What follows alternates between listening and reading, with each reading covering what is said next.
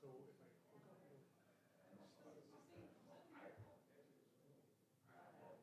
so once they go to executive, this is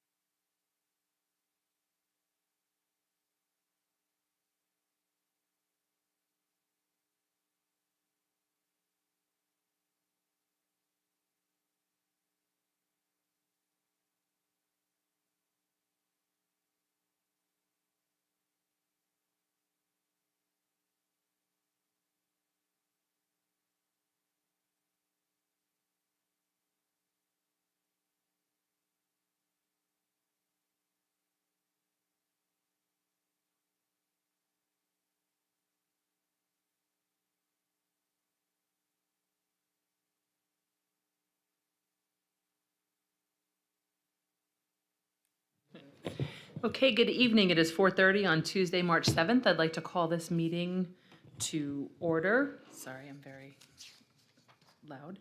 Tom Chiappa, Here. Pam Dowd. Here. Jim McKenzie. Here. Sean Onma. Here. Dave Crisafulli. Here. And Lisa Glidden is here. Okay, let's please stand for the pledge.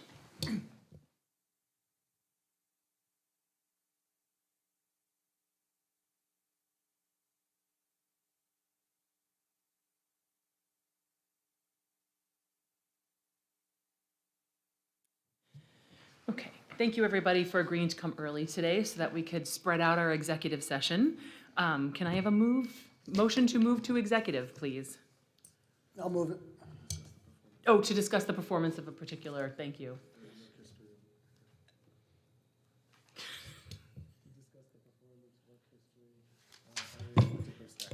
Okay. To discuss the performance, work history, and hiring of a particular staff member. Thank you. I'll second. Jim and Tom, all in favor? Aye. Any opposed? Okay, thank you. Let's move to executive.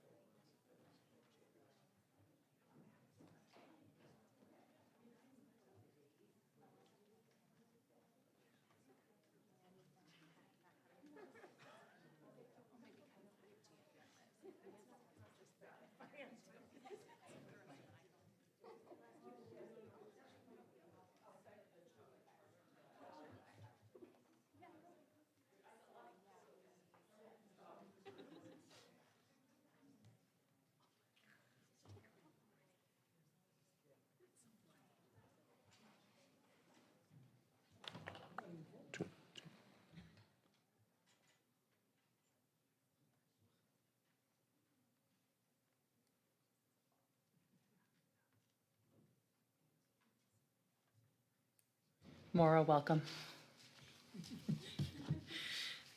Mark you as here. All right, can I have a motion to return to the meeting? To adjourn executive session? I make the motion. Thank you, Pam. I'll second. Tom, all in favor? Aye. Opposed? Okay, thank you. All right, I would like to call our regular meeting to order. So we'll start with the floor to the public. We have Jeff King.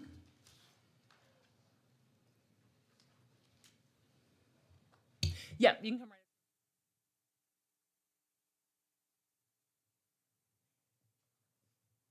How you doing? My name's Jeff King. My daughter is Riley King. She's a senior this year in school. I just wanted to come up and say thank you to the board and the athletic director. I don't think she's here tonight for recognizing these kids that are going above and beyond what school athletics, their season is. And, just making a point to acknowledge their accomplishments. Unfortunately, last year, my daughter went to nationals and there was nothing. So I just wanted to say thank you to this board and do administration. Thank you. All right, thank you. So we are going to begin with the policies, the first reading of the policies. We had, the policy committee met on February 6th, and we reviewed school safety plans, sexual harassment, probation and tenure, concussion management, child abuse and maltreatment, use of timeout rooms, and the corporal punishment emergency interventions policies. Are there any questions? I think, did you have a? Well, I'll probably just ask to split the vote and send it back to committee. Okay, well, so this is the first reading of them, so we don't actually vote on them until the second reading, Right, but we'll, right? Or is this the second reading? this is the first reading. No, okay, So yeah. you just need to either tell us if there's a concern or just accept them and move on to the second reading. Okay. Okay. Do you want to raise your concern now, or do you want to? Motion first, just to put it on the table. Sure, so can I have a motion for the Motion. first reading? Pam, thank you. And second? I'll second. Was that Yes. Tom? Okay, sorry. All in, any discussion? Yeah, so under the concussion management policy 7522, I'm sorry I don't have my list of questions here, but I do have a few things that I was wondering about. One of them was the removal of the term guardian. It used to read parent or guardian, parent/guardian, and now it's just parent. And I was just wondering why that is. It's more of a question. And then my real talking point that I'd like us to maybe consider is there was a concussion management team, I believe it was talked about, and the language said that it will be formed, which is subjective, I'm sorry, I should say permissive. So will doesn't mean that you have to have one. And with the nature of concussions, I really think we should have a management group involved in that. I don't know what that'll entail. Again, I just kind of read the first time, but changing the language to shall will mean that we have to do it. Okay, so we can, we can look into changing the language to shall, but we do have, Amanda, do you want to speak to that? Sure, I can, what I could speak to is the verbiage of the may is because the draft policy that's provided to us from Erie BOCES is based on the updated guidance from New York State. New York State actually does not require a concussion management team, and so that's why the language reads districts may do that. I think it's probably up to you all if you want to require the committee, but the verbiage is presented is because the state does not require one. We do have our doctor, medical doctor, our athletic director, and also if there's concerns, coaches that sit and meet and talk about if there's an issue around concussions. But the medical doctor, the head/supervising nurse, and the athletic director, they speak regularly on those issues at this time, basically. So Thank you, thank you. And so that actually brings up the last thing when talking about a student returning to sports or anything, really, it's phys ed.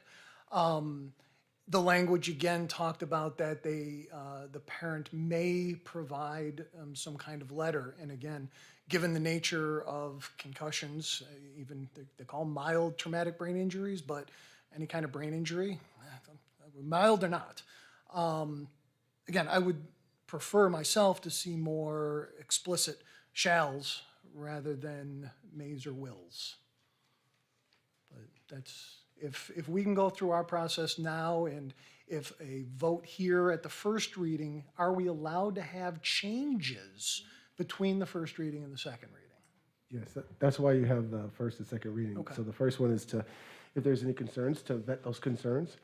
And then the second is to, once you've vetted them, then vote on it again, basically. So we can, if the board wishes, we can certainly take this policy out of the pack, do some checking on it, and then we can get back in touch with the policy committee and kind of go from there if you'd like for that second reading for that particular policy. Sure, thank you for the clarification. I'm good moving forward with a first vote with the knowledge that there could be changes before I would have to vote to finalize it. So thank you. Okay, any further discussion?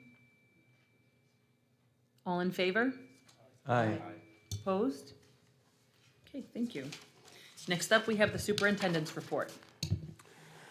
Good evening, board. Good to see everybody back this evening. I think we'd like to start this evening, as we pretty much have for the most part.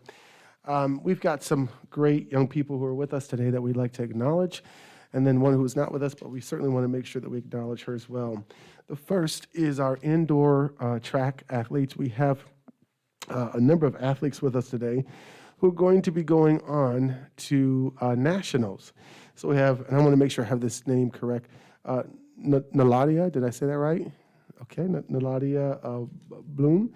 And then we have Audrey Donovan, Annie Niger, and Madeline Shaver. And also Annalise Moya, who's going to be an alternate with us, and Riley King. So each of these athletes have qualified for nationals, the 4x400 meter relay team. They have also achieved the following: first team all league, Section 3 Class A champions, and have qualified for the Adidas Nationals on March 19th in Virginia Beach. Now, Riley King has also qualified for the New Balance Nationals on March 10th. That's going to be held in Boston, and the Adidas Nationals on March 18th in the weight throw. Riley was also second team all league. So we just want to honor all of these students. If they could just stand up for just a moment, we'd like to give you all a round of applause and a great big congratulations.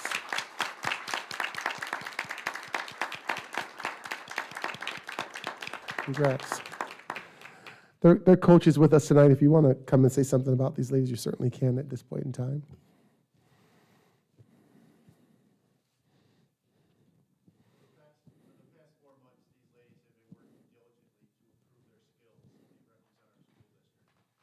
We're here every day, 6 days a week. Our meets are long and large. They compete in meets of 18 to 25 schools per meet, and they've been competitive throughout the entire season. They've just done whatever it takes to make us proud and represent our school district.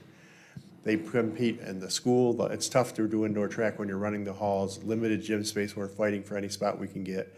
We've been so grateful to have the turf on the days when we had a few 60 and 50 degree days, and we got on the turf and did some barefoot training to take the stress off our legs. And the support we've been provided this year by the district has been tremendous, and we couldn't do it without all your support, and we just want to thank everyone. Thank you. And thank you as well as coach. We should give the coach a round of applause too. Thank you. Congrats, ladies. We also have another student by the name of Brooklyn. I want to say this last name correctly. Saturnow, excuse me. She's a student at the high school and was selected as winner of the 2022 Scandinavian New Writers Award competition that was offered by SUNY Oswego, internationally known literacy magazine. She won mentorship, editing support, feedback about her writing sample, particularly for college applications, and the chance to be a featured reader at an April event on SUNY Oswego's campus. She has also won a gift certificate to a bookstore and a $1,000 scholarship to attend SUNY Oswego as an English or creative writing major. And this has been offered in part to the endowed fund at SUNY Oswego. And we want to also congratulate her as well this evening. Congratulations, Brooklyn.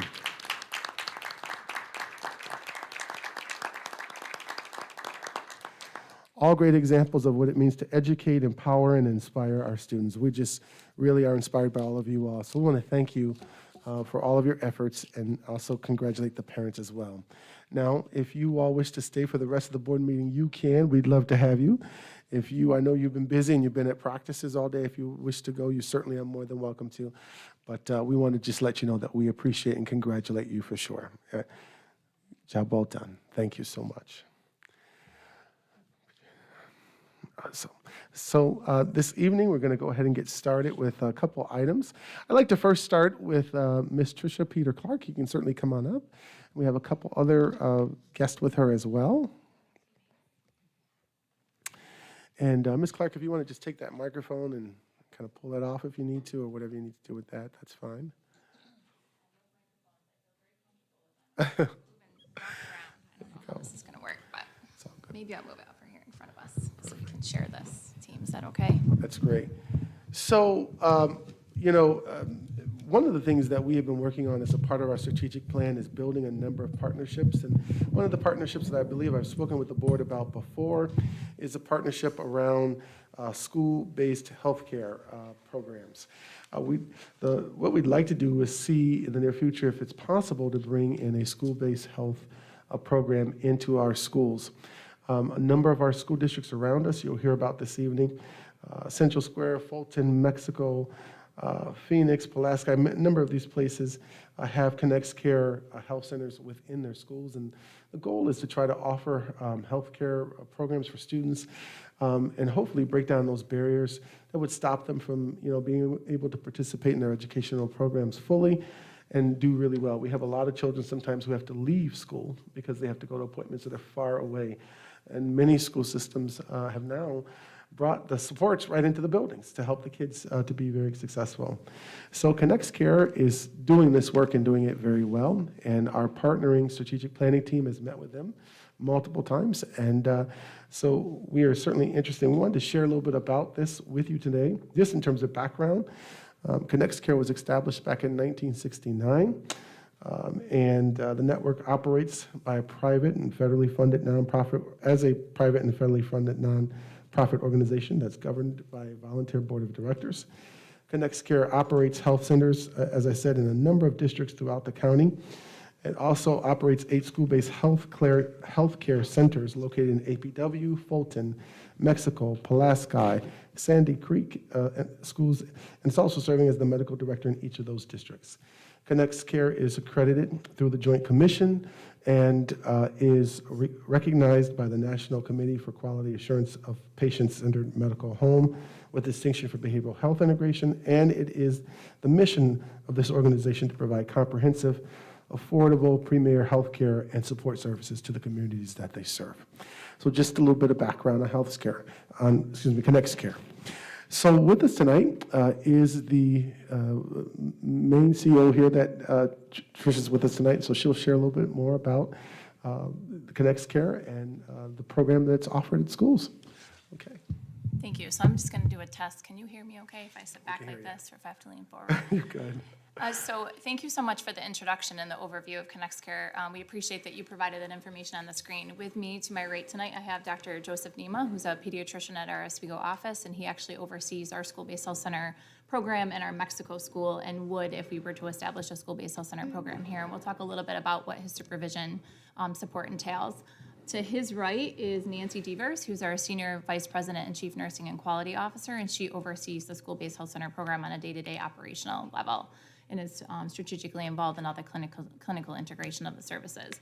So as Dr. Kelvin put up on the screen and provided a nice overview of who we are as an organization, we also included in your packets just a one-pager that talked a little bit about our organization and highlighted the number of services that we've provided over this last year, just so you could kind of understand the breadth and the scope of what we do as a service organization. We are very fortunate really right now to have a main health center at literally every point in Oswego County to ensure that we have access literally across the county. The school-based health centers are strategically located close to a main health center. So if there is a need for service support, they connect back to the main health centers, whether it be after hours or on the weekend. So we had talked to the team here in the district, and I know Dr. Kelvin has communicated out some changes recently about in the last couple of days what's happened. And we are, as an organization, moving our Oswego office into a new practice so that we can grow our scope of service in our Oswego office to provide more primary care, to provide more mental health, and to also include psychiatry services in Oswego. And we also are looking to expand dental services. We do not currently have dental services in our Oswego office, which is on 10 George Street, which is up behind the Price Chopper Plaza. And we know that that's a need here in our community, particularly for the Medicaid population that really has a limited time being able to find services for that. So we've been talking about, when would we look to provide services if this was something that you as a board decided to support? And we thought next year would be better because we were looking to have our new service in place for our Oswego site. And then most recently, at the end of last week, we did receive that notice of funding opportunity to explore some support from the federal government to expand or to start a new school-based health center program.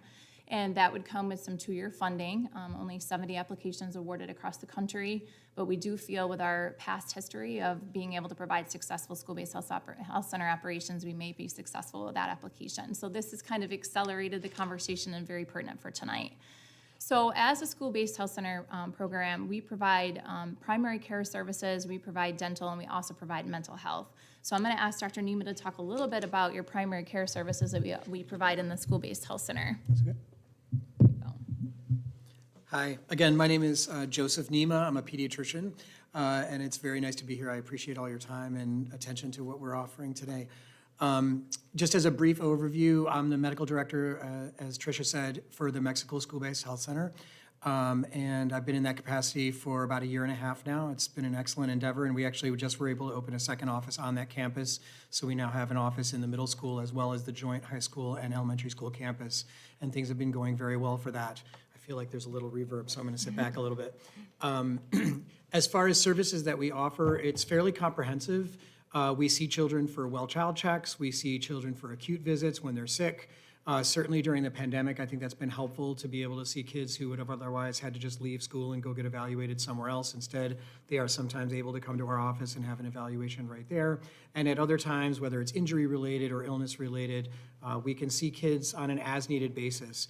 We do have to follow a schedule, and we can only do so much in a single day, but the majority of kids that show up for sick visits are easily able to be accommodated in our schedules. Each school-based health center at the moment is populated by a nurse practitioner who supervises the day-to-day medical care delivery.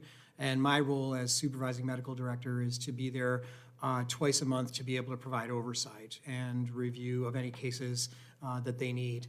I'm only there twice a month typically, but I do have very regular communication with the nurse practitioners who work in these offices, including some of the ones that I don't have supervision over at times. So I think they have a very good ability to reach out to a medical doctor or a different nurse practitioner within our Connects Care organization if they need support for any particular cases. It's also nice to have mental health and dental care right within our offices. That provides, I think, a deep layer of comprehensive care, especially the mental health issue.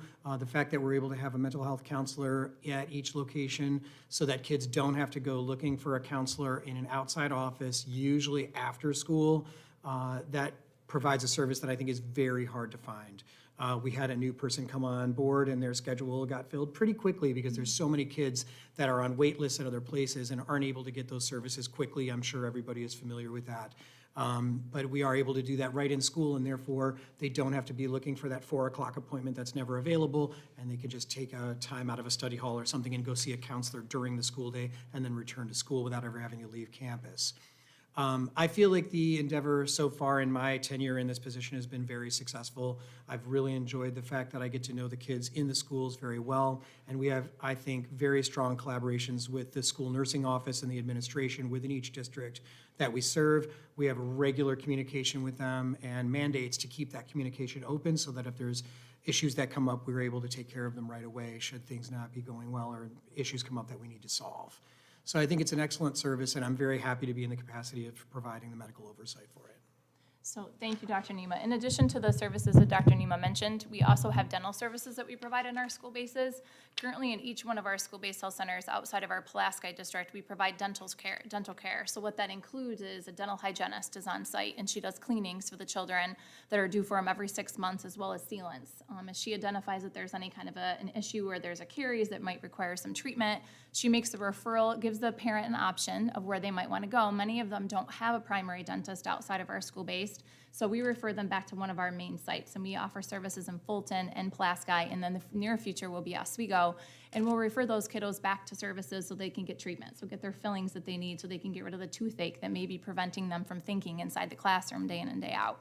So that's usually, again, coordinated with the parent so that we can do it, minimize the travel time. So when they're in our office for the first time in our main site, they're actually getting treatment, and they're not doing it on a consultative basis, because we use our oral health cameras in our schools to do little visions with the dentist at the main site to say, yep, I can see exactly what needs to happen. The first visit scheduled for treatment, these kids are getting the services they need. It minimizes the expense for the parent, and then the student is right back into the schools, again, without missing any additional time from school or for the parent from work. So as you're probably sitting here wondering, how the heck does the school-based health center function inside of a school? And I kind of feel like maybe I gotta back up a little bit to think about that. When you think about a nurse's office and you think about what the school nurse does for the kids, it's an accelerated nursing program with the option for that provider that Dr. Nema mentioned that does the assessment, can do the diagnosing, but also can do the prescribing of medication if something comes up. So within the school-based setting, we have traditionally, most recently, we took a classroom, and that classroom was renovated to have exam rooms so that we could see those kids independently and privately, has an opportunity for a dental operatory to see the students for the dental services, and then it has a mental health office, but it was in one specific classroom. Today, I did share with Dr. Kelvin a video of our recent school-based health center that opened that we'll share tonight with you so you can kind of get a visual of what that looks like. But you're literally walking into a doctor's office. That's what it feels like. It's got that professionalism with it. We have all the licensed and professional staff that are there. We have direct oversight by Department of Health as well as state education to ensure that we're providing the most accurate and up-to-date information and regulatory requirements for these kids.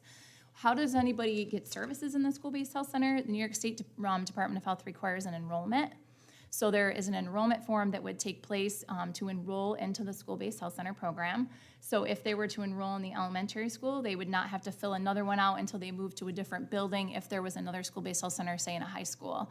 So that enrollment form stays on file. We do annual updates with the parents to say if there was any changes with their medical history that we might not be aware of, if they have an outside PCP, if there's any changes with their insurance, those kind of things.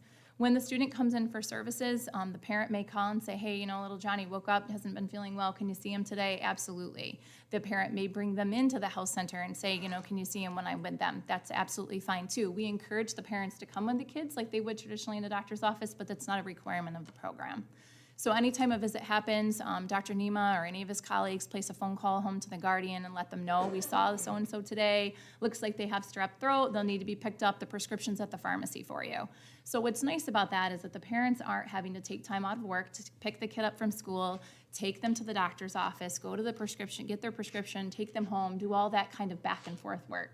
If we can appreciate anything about the individuals that we're serving within our school-based health center, is that time away from the office is few and far between. I don't care if you're a Medicaid individual, population that has limited transportation, or if you're somebody on the higher end that might have resources but still has a job that's pretty demanding and it's hard for you to get away from it. I know myself, my kids are enrolled in the school-based health center. I get a phone call on a Friday afternoon. They have an outside pediatrician that closes at noon, and lo and behold, my kid's got pink eye. Hey, Trish, we think Ethan has pink eye. What do you want us to do? And I'm like, well, can you see him at the school-based health center? They see him at the school-based health center. He has pink eye. We get a prescription. If that was not available for him, like many other kids, it would have been an urgent care visit on a Saturday, or it would have been an emergency room visit if it was something that he needed in the middle of the night. So the cost goes up for anybody, and the access is significantly available within the school-based health center setting. So again, we're trying to think about ways that we can bring services to the kids where they are, so that everybody has an equal access to it. And that's what the school-based health center offers to any child. If they do not have insurance, we still see them. the question comes up on how are you paid for services? If they have insurance, we bill their insurance for service. If they do not have insurance, the patients don't receive a bill for the care that we provide. That's something that as an organization that we own that, we make that part of our mission and we adjust those charges, but we also work with that family to say, your child is eligible for insurance. Every child should have insurance. And they say, well, you have the school-based health center, we don't need insurance. And we say, but what if your little child needs to go to neurology and they have an emergency room visit or they need lab work? That stuff's not covered within the school-based health center. So we want to make sure that they have that continuity of care outside of our walls to make sure that they can, again, have the parents have that access to service without thinking about a bill that they're going to get afterwards. So we do work with them for services related to enrollment to ensure that we can get them in and we can continue to take care of them. So I know that's a lot of information about thinking about a school-based health center setup, thinking about the staffing that we have in there. Is there any questions anyone may have right now before we talk about some of our monitoring and our quality aspects that I can answer for you? Anything? So that's good so far. So, in your brochure, you say you're serving 5 school districts in the county. You mentioned Mexico. Yes. What are the other ones? So we are in Mexico, both the elementary school as well as in their middle school, so they have 2 sites. We're in the APW district at both schools across the street from each other. We're in the Pulaski district at both the elementary and the middle junior senior high school, and we're in Sandy Creek. We do have dental only in our Fulton site, in the Fairgrave Elementary School in Fulton, and so those are the school-based districts, the districts that we're in right now. And we have been, and I failed to mention Sandy Creek, and I apologize for that. I was telling this earlier. We've been in the Sandy Creek district. It was the first health center that ever opened over 20 years ago. And it's still been an active health center, pre-K through 12th grade, all in one building, so it's pretty successful. So I want to share a little bit about kind of some strategy related to our Mexico expansion, because it's very similar to the conversations we've had about the Oswego idea of how this could really work. So the Oswego City School District has many buildings. You don't just have one, right? We're not like Sandy Creek with pre-K through 12th grade. So when we talked about expanding in the Mexico district, the question came up on, well, we have 3 elementary schools and you're looking to put it in one, and what are my other families gonna feel when we say that this isn't available to them? So we said, well, we can't put a school-based health center in every elementary school. It really wouldn't be feasible for us to have a smaller district because the need isn't there for 100% all day to be busy with it. But what the state allowed us to do was, if you have a school-based health center in your district and your district principals, your building principals allow for patients to go from New Haven to, say, Mexico Elementary, they can do that and enroll in school-based health. So for those families, that's what we do. So we allow all of the district to have access to the school-based health centers if your building principals support it, which I would imagine that they would, and so that if there was a need locally, that could happen. Ways that can be done, the families bring the kids to the district themselves where the school-based health center is, or the district can do the busing if that's something that they're interested in doing. They could bus kids from different elementary schools to the main school-based health center for services. In the Mexico district, unique to here, we have an elementary school and the high school separated by a bridge, all on the same campus. So we asked the state, would it be possible for us to have a building in the elementary school but service the high school too as a guaranteed if they were to be escorted from the high school to the elementary school? And they said yes. So now we service both the high school and the elementary school through a handoff, and we'll show a little bit about this in the video and how that works. But we are able to really service 2 buildings on one campus and make it readily accessible for both those students. What we recognize in the elementary school is that as they're getting into the schools and adjusting to the acuity, there's always sickness, and they're building up those immunities in the beginning. So we see sicker kids in the elementary school, but in the high school, we see kids who have a lot of mental health needs. And so that's where really our mental health support comes into play, is in the high school, middle school, and more the acuity stuff in the elementary school. I mean, it's a mix of stuff, but a lot more in the high school for psych and mental health.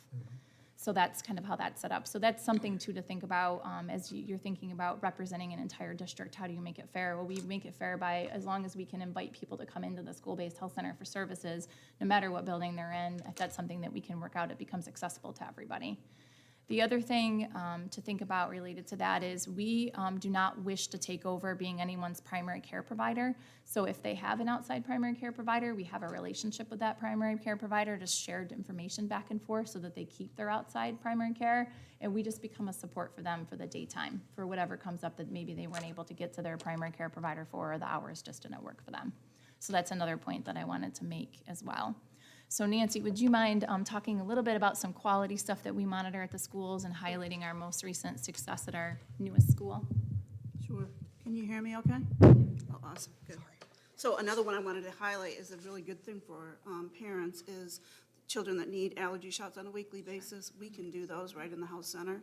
So that makes a huge difference for these parents that don't have to go to Syracuse or other places to get their shots. But we do quarterly reports to the state on all of the different quality metrics we look at. And the first one is enrollment. There's a target to have 75% of the children that are in the school enrolled in the program.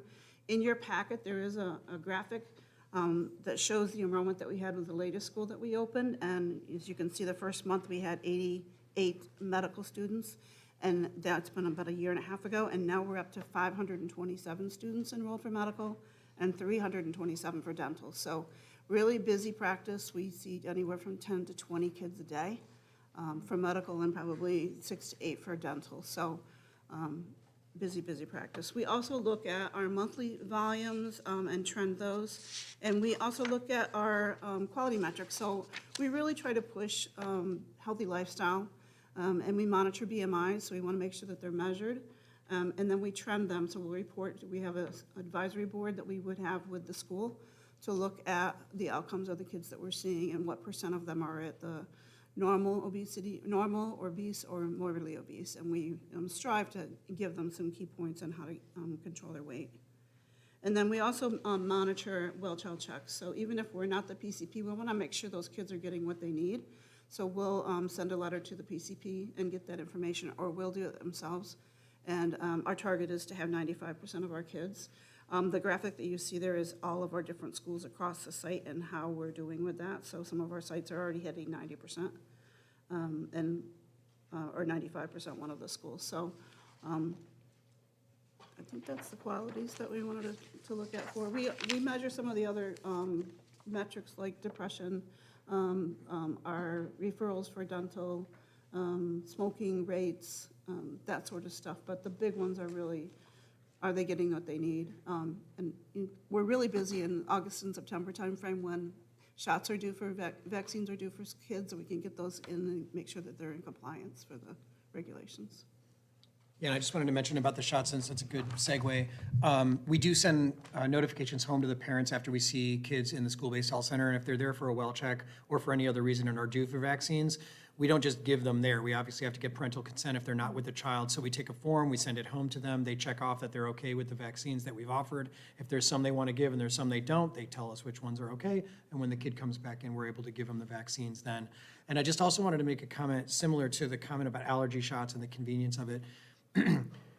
Since starting at Mexico, I've gotten to know a sort of a select group of kids better than some of the others that are kids that have some significant mental health issues or troubles at school or are being bullied, or they have a lot of stress at home, or for whatever reason.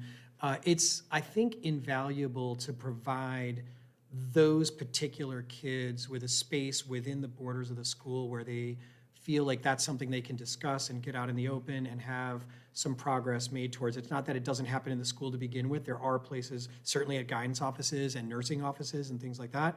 But I feel like we're able to provide another layer of coverage for that type of problem.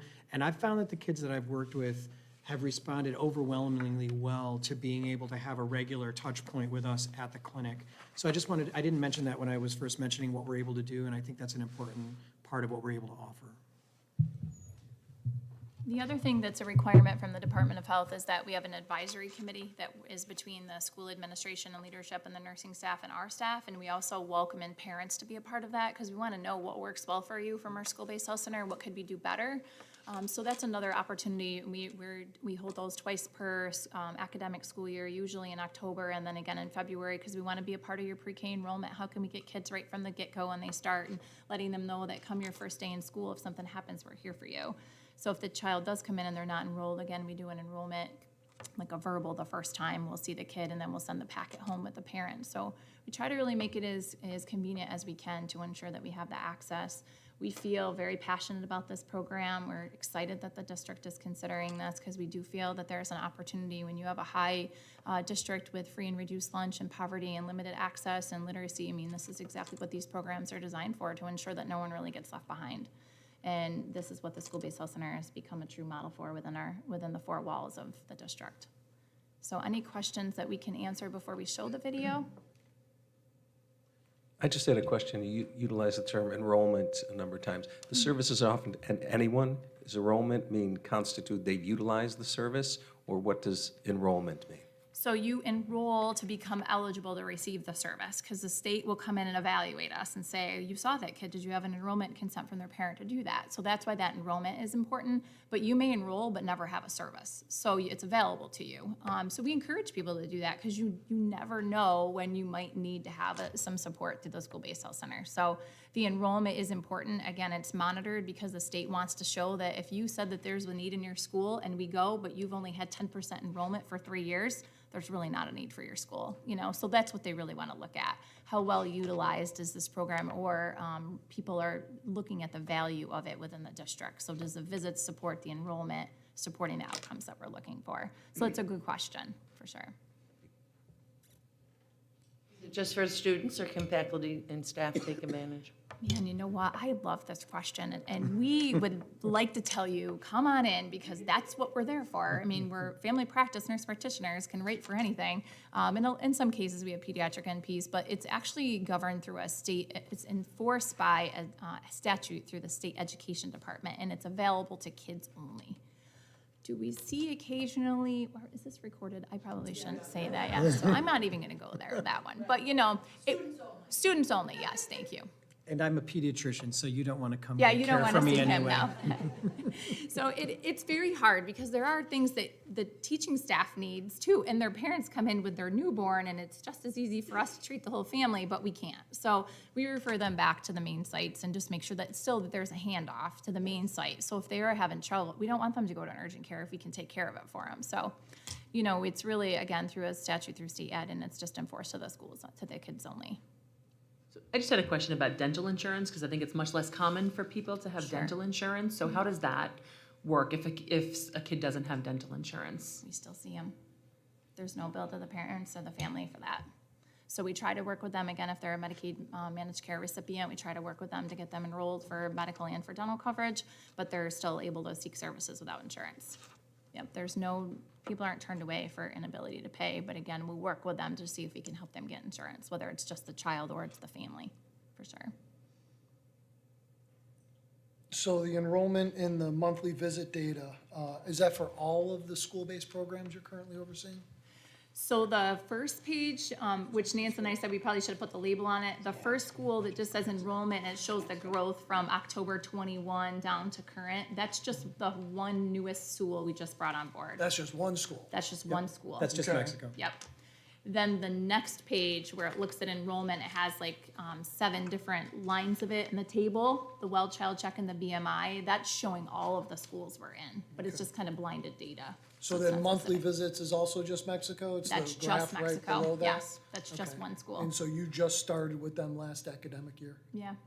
So That's there was October. a school-based health center in the Mexico Middle School previously, and the new campus on the elementary school campus that also services the high school, I believe, is this data. Yes, So it's a new section within Mexico, but doesn't include the middle school, which was pre-existing. so what our intentions were for that was to show how fast can growth happen, right? And that's really our newest school base, to show you that we had this program. Yes, we had some enrollment in the middle school, and that was the concern there, was that we start this great program in the elementary school, and or in the middle school, but then they went to the high school and lost their mental health and they lost their primary care. So they were really looking for a continuum of care, so it stayed. So that's why we, opened, we were fortunate enough to have the support of the district to open up for the elementary. And I guess another thing, I hate to say my last thing. Another thing, how much do you coordinate with school counselors? I'm looking at the medical versus behavioral, and I'm thinking the behavioral would have been a bit higher, but I don't know. It just seems like I think any district would really want to focus on that as well. And so just wonder about the coordination that you have. Absolutely. Yeah, we coordinate with them very regularly. So at our school-based health centers, we do have a licensed mental health counselor that's available for regular sessions for students. that person tends to get filled up pretty quick. And on a lot of the schools, including, I'm familiar with a lot of the social workers right within this district. I call them regularly.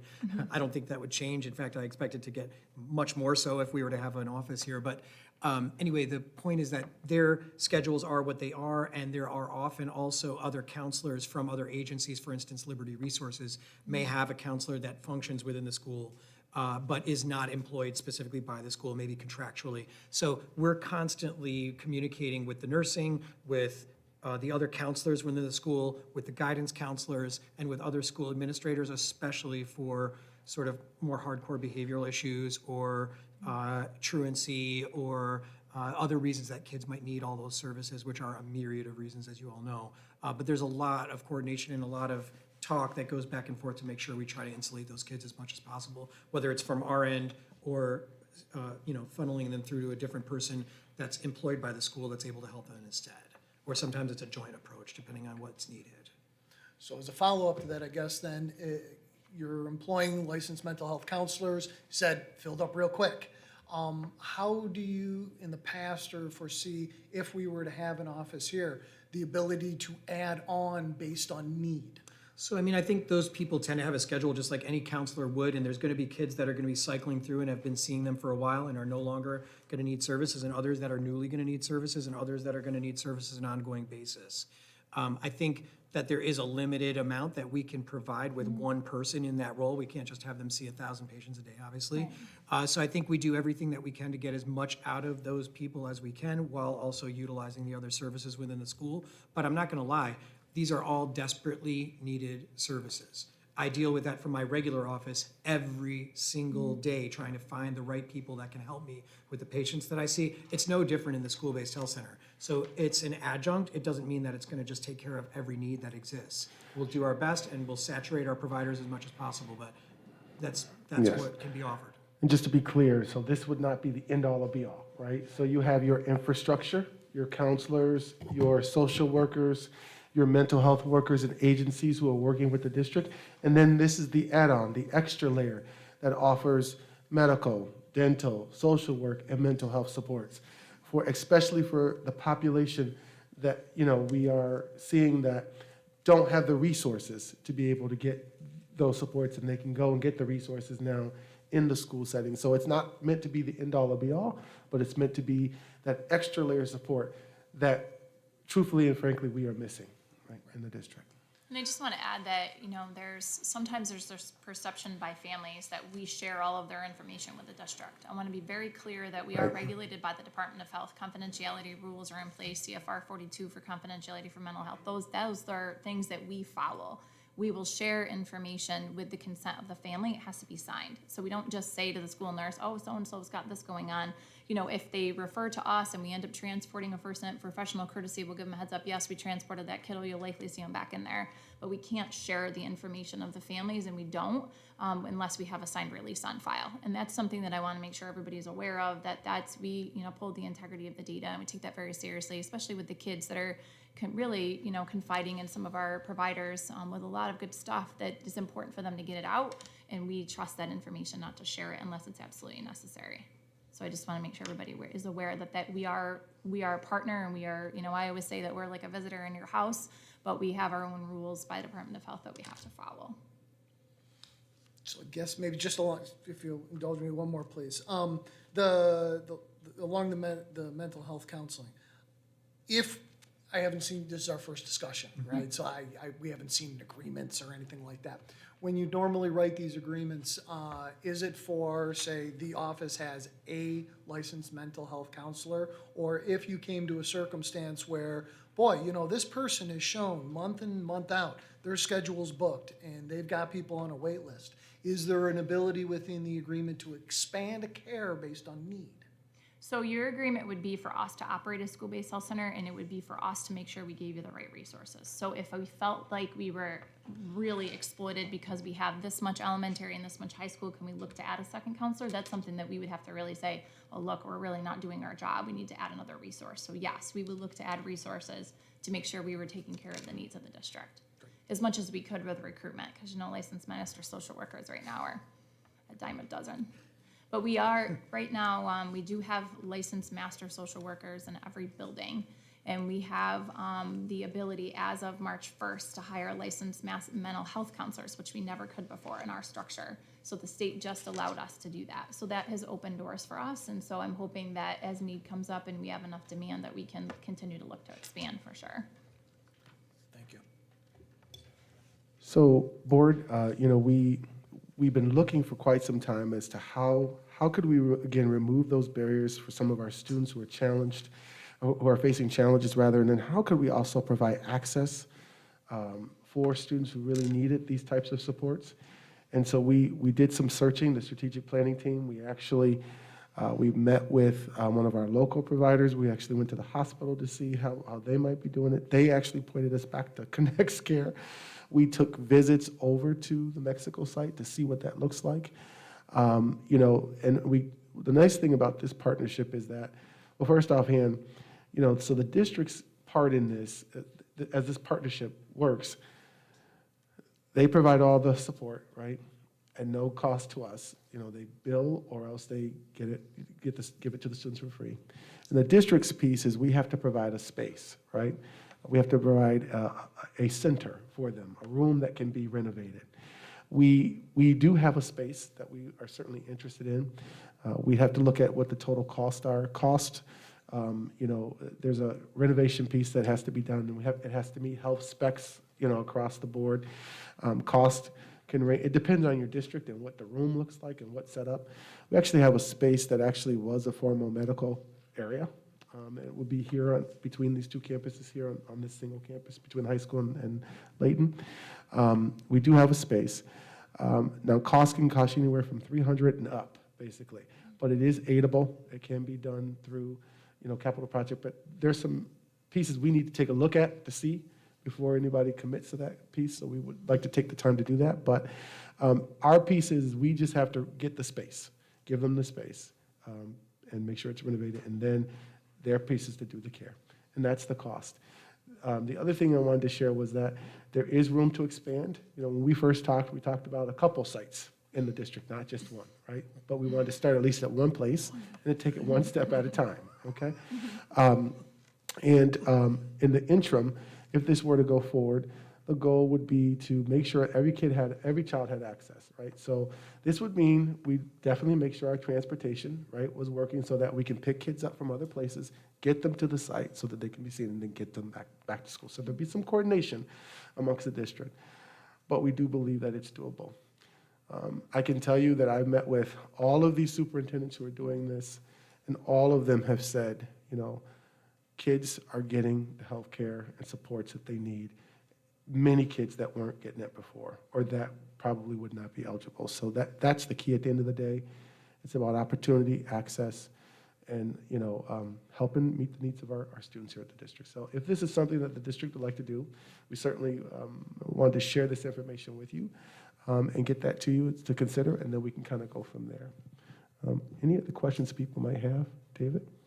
If it has to be a separate project, it's aidable. Does it have to be voted on by the public? So we're checking into all those particulars right now. Nancy and I were working on that today. We reached out to Craig, reached out to King & King. So we'll get you answers. We're going to put it all in a document and send it out to you, and then we can come back and have that conversation, okay? As soon as possible. We're working on it today, okay? Okay, so I know you have a video, Yeah. but how long is that video, would you say? Like maybe a minute. Okay, so is it okay to show that video? And then you can see what she's talking about as well. Okay. So Sean, I'm not sure how to, the video, is it me? Okay. I'm not sure. Is it on the board, Sean?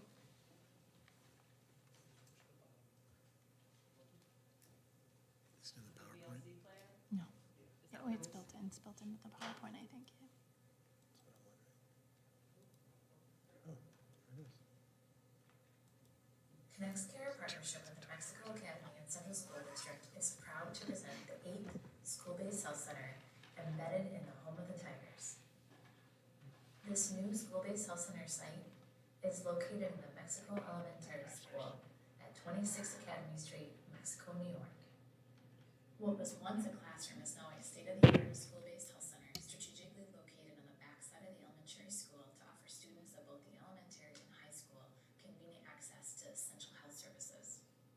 This space was designed to support medical, dental, and mental health services with large inviting rooms for each. The first room on our right is a dental operatory equipped to offer preventative service by a registered dental hygienist, including x-rays, cleanings, and sealants. This is followed by 2 medical exam rooms featuring upgraded medical equipment and supplies to allow for acute care evaluations, including testing for strep throat, flu, and even COVID, as well as chronic conditions such as asthma and diabetes. Routine medical care, including well-child checks and immunizations, are also available right on site. Services are provided daily by a pediatric nurse practitioner with biweekly support by a supervising pediatric physician. 2 private offices, just as we make our way around the suite, secure space for our medical team and licensed master social worker to conduct services in a private and confidential manner. For students coming from the high school, a quick walk across the bridge utilizing the paved walkway is all it takes. Upon arrival to the elementary school, students will push the video phone speaker to alert the health center staff that they have arrived, and with just the click of a button, the door is unlocked and access is quickly granted. The school-based health center is open while school is in session, with after-hours and weekend services available through the main ConnectCare locations across Otsego County. There is no cost to families for services provided at the school-based health center, eliminating any possible barrier to accessing health services. We want to thank the Mexico Academy and Central School District and the entire Mexico community for the supporting of the development of the school-based health center. This site will offer continuous health care for students from pre-K through 12th grade, and now at a minimum for all of your middle school children through the end of their senior year. The opening of this new site comes at a time where we need convenient and quality access to health services more than ever before. As the largest provider of primary care services in Otsego County, ConnectCare is proud to be your partner as we open this amazing needs school-based health center. ConnectCare, partnership with the Mexico Academy and Central School District, is proud to present the 8th school-based health center embedded in the home. So I think it's a great opportunity and a great partnership. We look forward to hearing what all of you think about this. If you have any questions, Dr. Kelvin knows how to get a hold of me. We're more than happy to come back, answer questions, follow up, and just to potentially be your partner to grow something really great in your district. Thank you very much for coming tonight and for this information. Thank you very much for having us. We Thank you for appreciate it. having us. Thank you.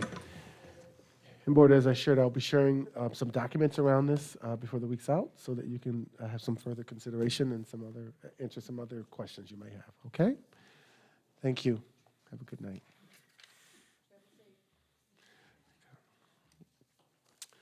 Okay, board, we have a couple things I wanted to share. I think, though, I'm going to switch some of the orders around. We have another speaker, so I think I will just have him come on at this time. So we have John T. Bick, who's with us tonight. John's been with us before. He's from Fiscal Advisors. He's a municipal advisor and accounting services rep who is with us today from Fiscal Advisors. And so thank you for your patience here. And John's going to talk to us a little bit about what's been happening in terms of our finances and just kind of share some information with everybody. Okay? All right, John. Maybe you want to pull that microphone over there closer to you there.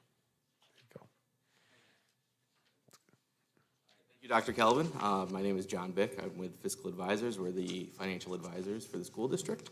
And Dr. Kelvin and Nancy asked me to come and speak towards the tax cap a little bit tonight about the history and where that could potentially go. So brief overview, what is the tax cap? It was introduced in 2012 and it's New York State's attempt to limit local tax increases.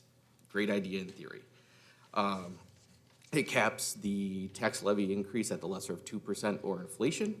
There are certain exclusions and growth factors that are built into the calculation, so that 2% or inflation isn't always necessarily 2%. It could be higher, it could be lower. And if you want to override the tax cap, you need a 60% majority vote. So knowing that, let's look at the history of the tax cap for Oswego City Schools. So how the tax cap is calculated, it uses your prior year's actual levy and then subtracts out any of the exclusions and pilots that you received in the previous year from what you actually levied. So the idea being that even if you don't actually levy those, so go to the cap in any particular year, they're still subtracted from what you can levy next year. It's not the best formula that the state came up with, but it's what we have to work with. So looking back at the history, back to 2017, you'll see how, looking at the tax cap in the first line of percentages, it kind of, it's high for the first 2 years, then drops down, and it's kind of erratic, I guess, is the term for that. And that is due strictly to the changes in the district's pilots. As a pilot increases or drops off, the tax cap in that particular year will increase or drop off. So in 17-18, there were large drops in pilots, allowing the tax cap to be inflated. The idea being that as that pilot drops off, the assessed value of that property is then added to the tax roll, which makes up that difference. That doesn't always happen, but it's part of the calculation. So in years where the district does not levy to the full cap, it essentially leaves money on the table for future years. And the idea that we want to look at moving back is to see how decisions made in any particular year affect the years moving forward. So in 2017, the cap was 9.6%. The district decided to raise taxes 2.5%. That equates to a little over $2 million that was left on the table in that particular year that the district could have raised in taxes. Now, I know it's hard to comprehend like a 9% tax increase. But the idea being that any pilots that have expired and that property is then added to the tax roll adds to the taxable valuation of the district, making up that 9%. But that's not always, like I said, that's not always how it works. So in that particular year, the district rose taxes 2.5%. It could have added another $2 million to the available tax levy. So moving forward, that trend continues into 2018 with $3 million, and then 19, the district actually went out at a lower tax, a tax decrease than the cap. So there was money left on the table in that year, not as much. So the 3 years, 2019 through 2021, are relatively stable. And then in 22, there was in 2021, excuse me, a pilot increased. So your pilot went from $20 million to $25 million in that particular year, meaning that your tax cap was lowered. So to stay within the cap, you had to go out at a negative 9.6 tax decrease. So, and then in the last 2 years, the district has decided to not raise taxes, keeping the levies flat for 22 and 23. A lot of districts have done that just because with federal grant money, a lot of districts are flush with cash. Why would we increase taxes if we have all this extra money? The logic behind that is sound. It's just we have to look at how these decisions year to year impact every year moving forward. So if we go to the next page, we'll look at the $2 million that was left on the table in 2017. So now, not only was that not levied in 2017, it wasn't levied in 2018, as well as the $3.3 million in 2018. And then we have the 3 years where it's relatively flat, and then in 22, $1.3 million, and in 2022, or in 2023, another $3 million. So really what this means is that in 22-23, the district's tax levy could have been about $10 million higher than what it was. Like I said, I understand that that's not necessarily a realistic expectation. It's just, I want to emphasize how this formula works and how making decisions as far back as even farther back than as of 2017 impacts everything moving forward. So if we look at the loss of revenue in a cumulative fashion, every year, because you're not levying what you could have levied in previous years, in 22-23, it equates to about $40 million in total that could have been levied. So in 22-23, the fund balance for the district could have been $40 million higher.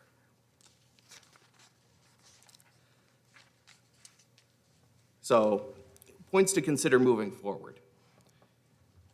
The district is facing increased expenses annually. We all know that. I'm sure you feel it. I feel it at grocery store, gas pumps, wherever you go. Everything just costs more now. The last few years, we've seen large foundation increases in an attempt to restore previous aid levels. These increases will not continue past 23-24. The state has indicated that we can expect foundation aid to increase roughly 3% from here on out. Positions funded with federal grants from COVID will now become budgeted expenses in 23-24 and 24-25 because those grants are expiring. As I mentioned before, changing pilots will prevent significant fiscal challenges moving forward. If a pilot were to expire and not be renewed, there's a potential loss of significant revenue for the district in that particular year. This is something that we need to monitor every year and make adjustments to avoid any large increases or decreases in your tax cap. New York State has mandated districts begin conversion to electric buses starting in 2027.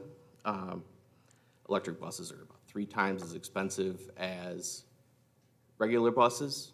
Therefore, the debt service required for those buses will be significantly higher, and that's not to count all of the infrastructure required for chargers and things. So moving forward, in 2024, your tax cap this year projects to be 1.44%.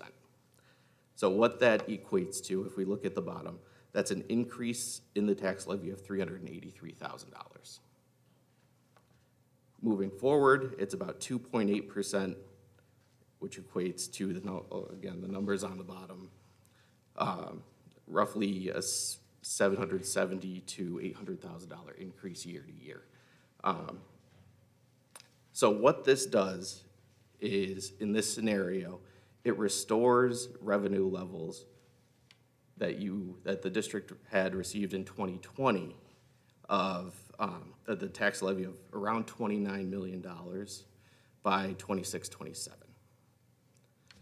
So in reality, what we're looking to do is we're looking to responsibly increase the levy over year to year without, while maintaining a recognition of the taxpayer. And it's also worth noting that in this scenario, by 27-28, the actual tax rate will still be lower than what it was in 2016 to 17. So somebody with a $100,000 house, their 27-28 tax bill will not be higher than what it was in 2016-17. So, in conclusion, I know the district has brought in Rick Timms to do a long-range plan, and he explained how the district's expenses are increasing at a greater rate at which the revenues are increasing, creating significant funding issues as soon as 25-26. There is a need to establish significant reserves to mitigate the effects of potential unstable pilots, as explained by Ferrara Fiorenza, another professional that the district has brought in.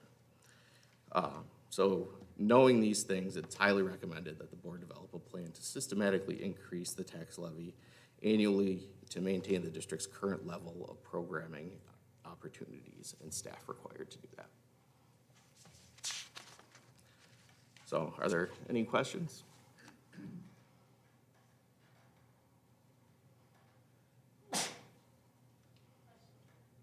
Okay. Yes, please. So,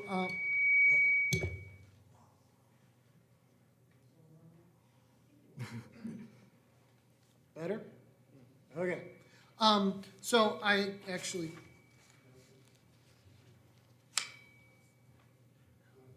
I have Mr. Tims's report here as well.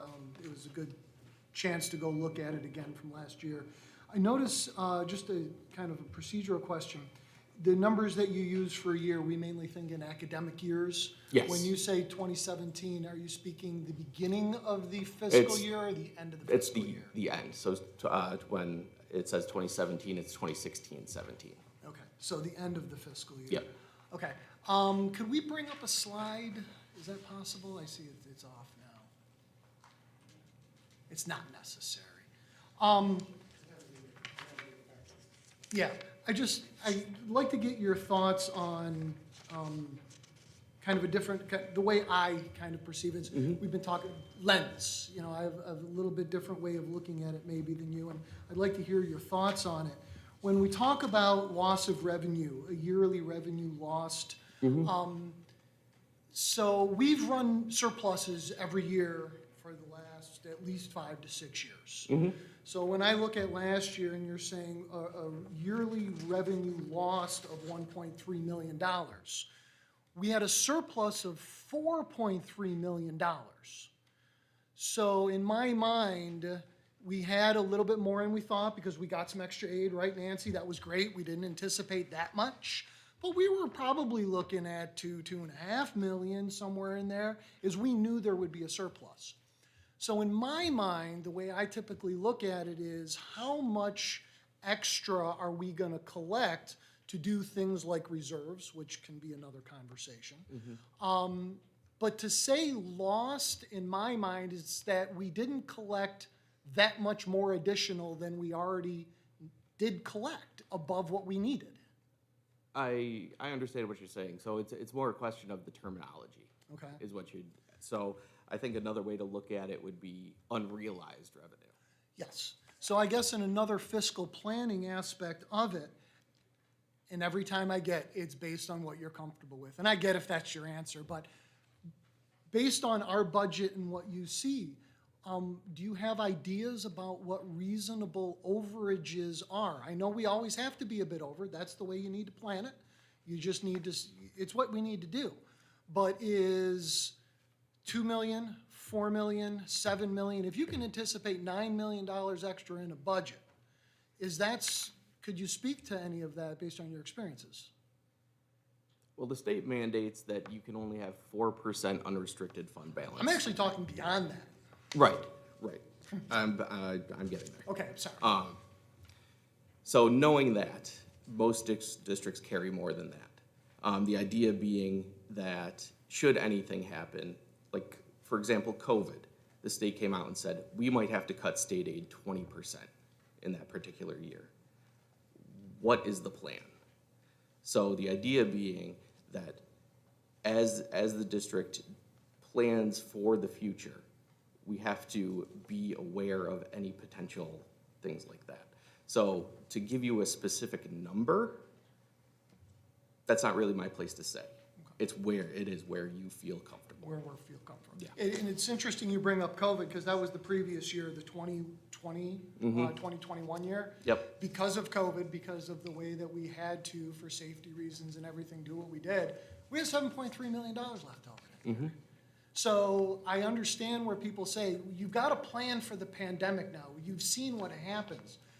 In my opinion, based on the numbers that I've seen, between the feds, between the state, between how we needed to pivot, we actually saved money. We didn't actually have to go into our reserves to weather, which is one of the worst storms we've had economically, right? I mean, so you don't have to answer that. That's how I'm looking at the numbers. And I understand it. I could certainly see how it looks that way. The idea with that, though, is it was the state and the federal government that essentially picked up the difference or made districts whole or, you name it. But you can't plan for that. You can't plan on that happening. That's really what it comes down to. The state has come out and said, the state aid increases you have seen over the last few years they will not continue. So moving forward, how do we adjust for that? So I think part also what might inform this conversation is, I guess it was 2 years ago, we had a conversation about a long-term plan for our reserve funds. And I think that actually, I think we need to look at this recommendation that you're bringing to us tonight in conjunction with that the reserves, right? So we know, we have to have a discussion, right? But we know that we have some capital expenses that are not going to be covered by the capital plan that we currently are running, and we have additional capital needs, as well as some other reserves, right, that we could be funding. And so I think we probably need to have the conversation in terms of what's the plan as we move forward, in conjunction, right? Having a reserve plan is certainly advisable. The level at which those are funded are, again, up to the district's discretion. It's a matter of what do we realistically see how much that we need, really. That's what it comes down to. And being a numbers guy, I always say err on the side of caution with everything, just because we don't know. For example, back to COVID, what would happen if the state actually did cut 20% of state aid, which was a real possibility until the federal government came in and said, "Don't worry, we'll make you whole." Do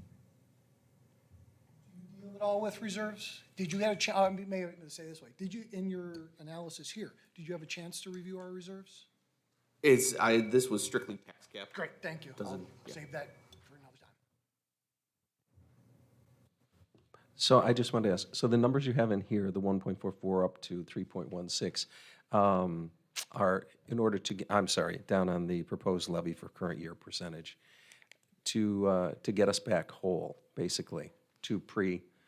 Not necessarily get you back whole, but put you in a better position to handle the reduced state aid that will be, not reduced, but reduced increase that you will be receiving. And just kind of get you in the pattern of, okay, the idea of the tax cap was to limit tax increases to roughly 2 to 3%. This puts you in that range. You don't want to see, okay, now our tax cap is negative 9%. No one's going to remember when you cut taxes 9%. They'll remember when you raise taxes 10% the next year, but they won't remember when you cut taxes. So the idea being, this will put you in a steady tax increase year to year.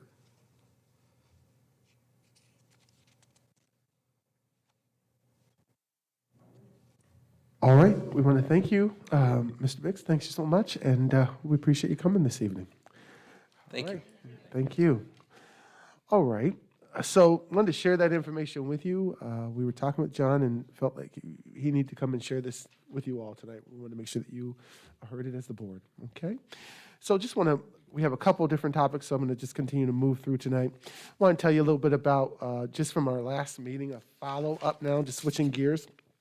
In terms of elementary numbers, you have a chart in front of you that has where the numbers actually were in September, and then you have a chart that shows where the numbers were in March. And I know there were some questions around that first grade bubble, which we are continuing to watch, but those are the actual enrollment numbers that were there. Karen, I know we're doing watch on the bubble. Can you talk a little bit about that K1 bubble? Pretty much one, and I think grade 6 too. Yes, we actually start looking at our numbers during the times that we have students begin to enroll in the district. So each year, obviously, we have our grade levels. If they were in first grade this year, they're going to move up to second grade next year. And then as over the summer, as students enroll, we continually look at the numbers of our students. So with the data in September 30th and then the data to now, you have on these both these charts is the current class sizes of K through 6. So Dr. Calvin was just specifying or pointing out to first grade. First grade, we do recognize that, thank you, I was getting some feedback too, so I couldn't hear myself. In first grade, we do recognize that there is a larger population of students in first grade, or as we say, there's a bubble in first grade. So we've been monitoring that this year, and we recognize that next year those students, as they move into second grade, we do recognize that we would have to adjust class sections going into second grade for those current first graders. So if right now, as an example, Fitzhugh has in first grade 4 sections of first grade, then we would look to see if we would need to continue to have 4 sections in second grade next year. Another area where we have larger enrollment counts is 6th grade as well. Now that class will obviously age out of elementary and move up to the middle school. And we, in a different conversation, we were talking about the middle school enrollment numbers and class sizes as well. So again, as we start to begin to move into the end of this school year and starting to look at what next school year is going to look like, of course, we're looking at the numbers over the summer as well. We will continue to look at class sizes and adjust as needed.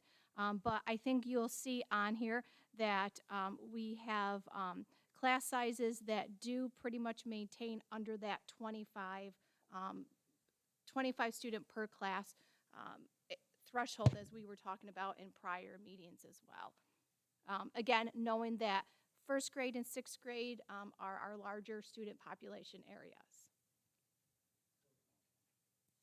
Just again, to be clear, I know there were some concerns about over 23 in grade 1, that we didn't have that. We don't have that currently. But we are certainly watching that, and we'll continue to watch it. Like she said, grade 6 is going to be, those kids are moving to the middle school, right? So your numbers are 55, at like, for example, Charles E. Riley. But you got 65 right now at Charles E. Riley. So there'll be some adjustment there, right? Staff gets moved around based upon where kids get moved around. And just to be clear, as the years kind of move along, when you go to figure out, like, do you want to change the class? Some of our children come in September, October, November, December, and some leave, right? So you could have a classroom that has 18 or 17 in it, and then you get to March, you got them in up to 21, 22.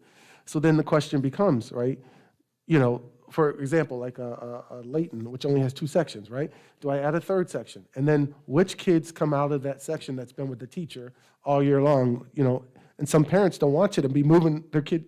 They've built the relationship and it's March. So you have to, all of those things are taken into account. And I would say also, just a reminder, as we shared at the last meeting, we have done a number of things. We have, especially in terms of intervention, the class numbers are broken down. For example, we have team time for reading. When we're doing those intervention types, you have the special ed teacher, the AS provider, the classroom teacher, a number of folks who are doing smaller groups with kids, so they're not all 23 at all times in the classroom, right, with one another. We do that also for math. We have team time for math as well, right? So both groups, or both areas, we're doing that. So just wanted to share that updated information. Right, exactly, and that's what I was further going to explain to that. When you look at a classroom, specifically at the elementary level, it typically is not one teacher and, say, there are 20 students. The way we have it designed is that we do have teaching assistants, special education teachers, additional teaching staff that also support that classroom at various times throughout the day based on the student needs. Also, when we are creating classes, we are taking in consideration each and every student who is placed in that classroom.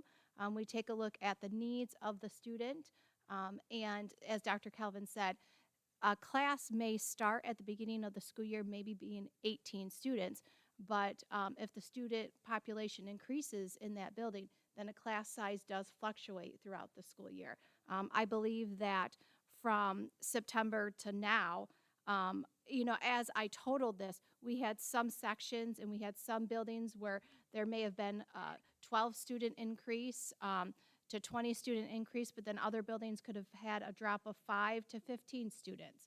So every day, our population could fluctuate due to students moving in and students moving out. Okay, so aside from that, we wanted to also let you know about a new K through 8 program beginning for the 23-24 year. So we have been spending a lot of time, really this work started over the summer and up until now, trying to find a K through 8 mathematics program.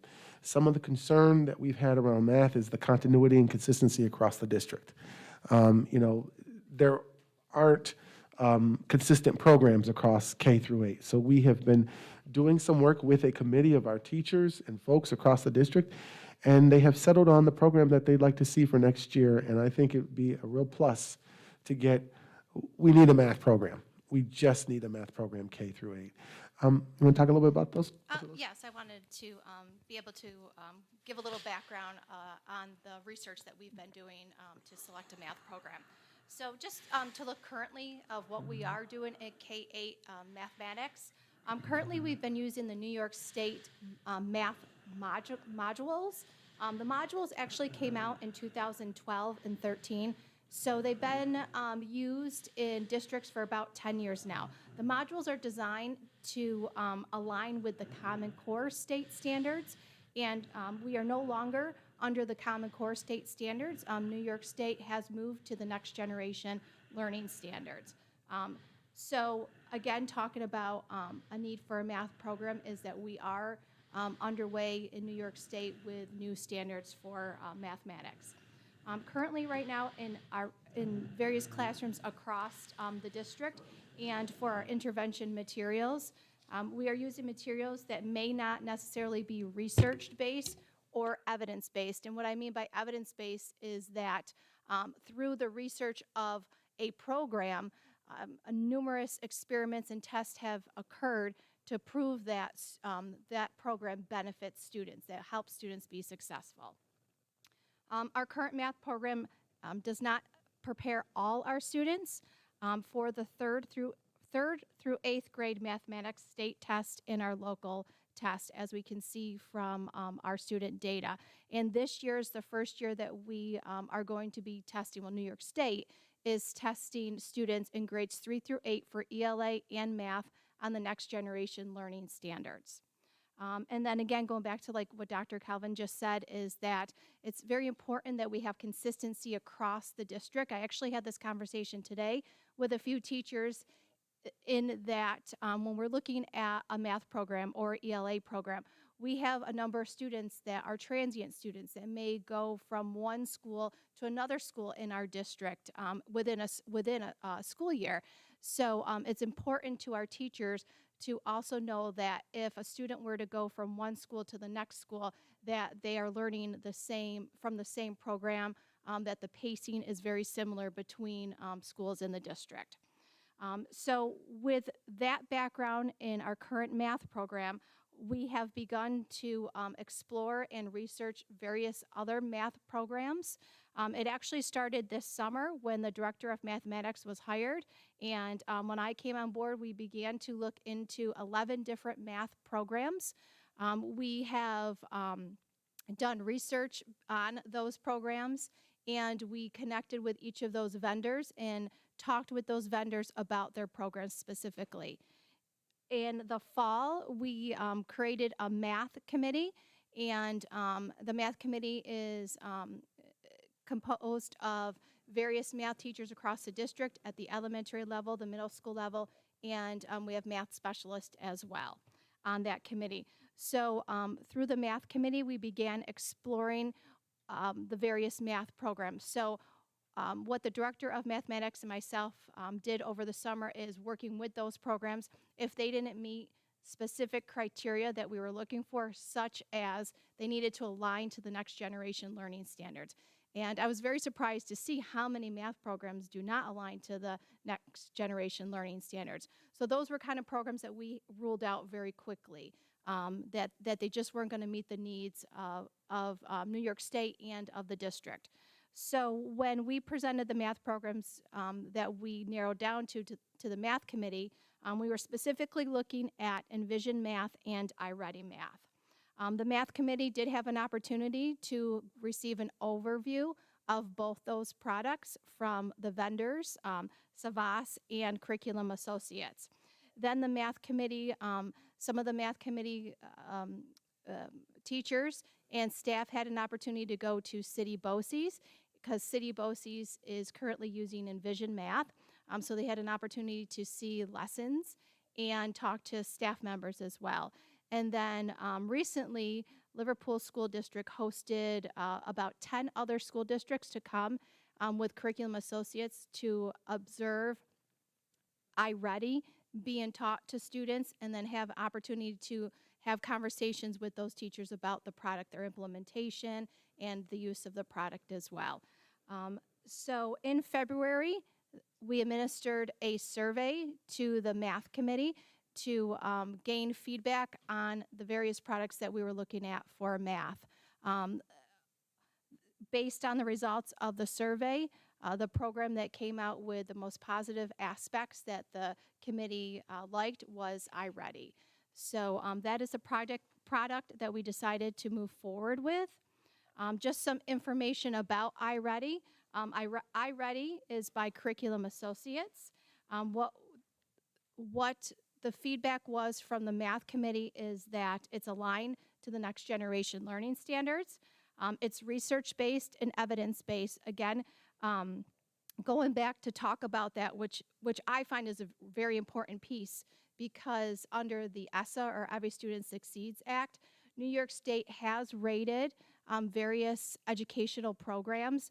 So when we look at how iReady is rated, it's rated in Tier 2 of the ESSA tiers of evidence, which means that it's research-based and evidence-based. It's been proven to show that students have made gains in growth using the product. Also, it received a green light on Ed Reports, meaning, when you think of a stop sign, green is the go light. What we also liked about iReady is that it has a screening tool built into it. So instead of using a screening tool that doesn't relate and help us to inform our instruction, iReady has a screening tool, which means we will benchmark our students or provide a test to our students 3 times a year to get a pulse of where they currently are. That product also provides us information on how to group our students and provides personalized instruction for those students. Built into the product is differentiated instruction to help with students at various levels. It supports our ELL learners, or English language learners. It's culturally responsive. It has an intervention tool built into it for RTI at tiers 2 and tier 3. And, as we just came out of COVID, knowing the importance of continuing with remote instruction, New York State is actually asking all districts to continue with plans for if we ever have to go back to remote instruction, or at times if we do need remote instruction, that we are ready to do that. And this product will allow us to quickly switch over to remote instruction, because there's digital pieces for teachers and there's digital components for students as well. And one piece that our committee also liked was the online teacher toolbox with resources. So with that said, I think we're ready now for iReady. And so that's the program that we're ready to move forward with, and we're excited about it. So I wanted to share that with the board this evening. Any questions on that? Everybody okay? Go ahead. Just had a question. When would we implement, and as far as training and professional development, how would that go as far as a timeline goes? I actually have a meeting later this week with Curriculum Associates to begin mapping out and planning the professional development. We would begin to move forward upon approval tonight to purchase the products. We're hoping to be able to get the products, we'd love to be able to get them in before the school year is out so that we can get them in the hands of teachers so they have an opportunity to look through the materials and become familiar with the materials over the summertime. We're actually going to be working with Curriculum Associates for 3 years of professional development. That's part of the contract that we would have with them. So the initial professional development, again, like I said, we'll be planning that out with Curriculum Associates. My hopes is that we can begin that later this year before school lets out, have some professional development over the summer so that teachers are able to start the school year being familiar with the product, but we would continue professional development all school year long for teachers. So it's ongoing professional development. So, one question. I think maybe that might be.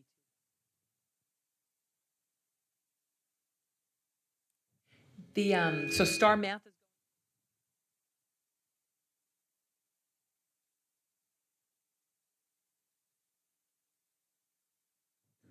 So STAR Math is going away?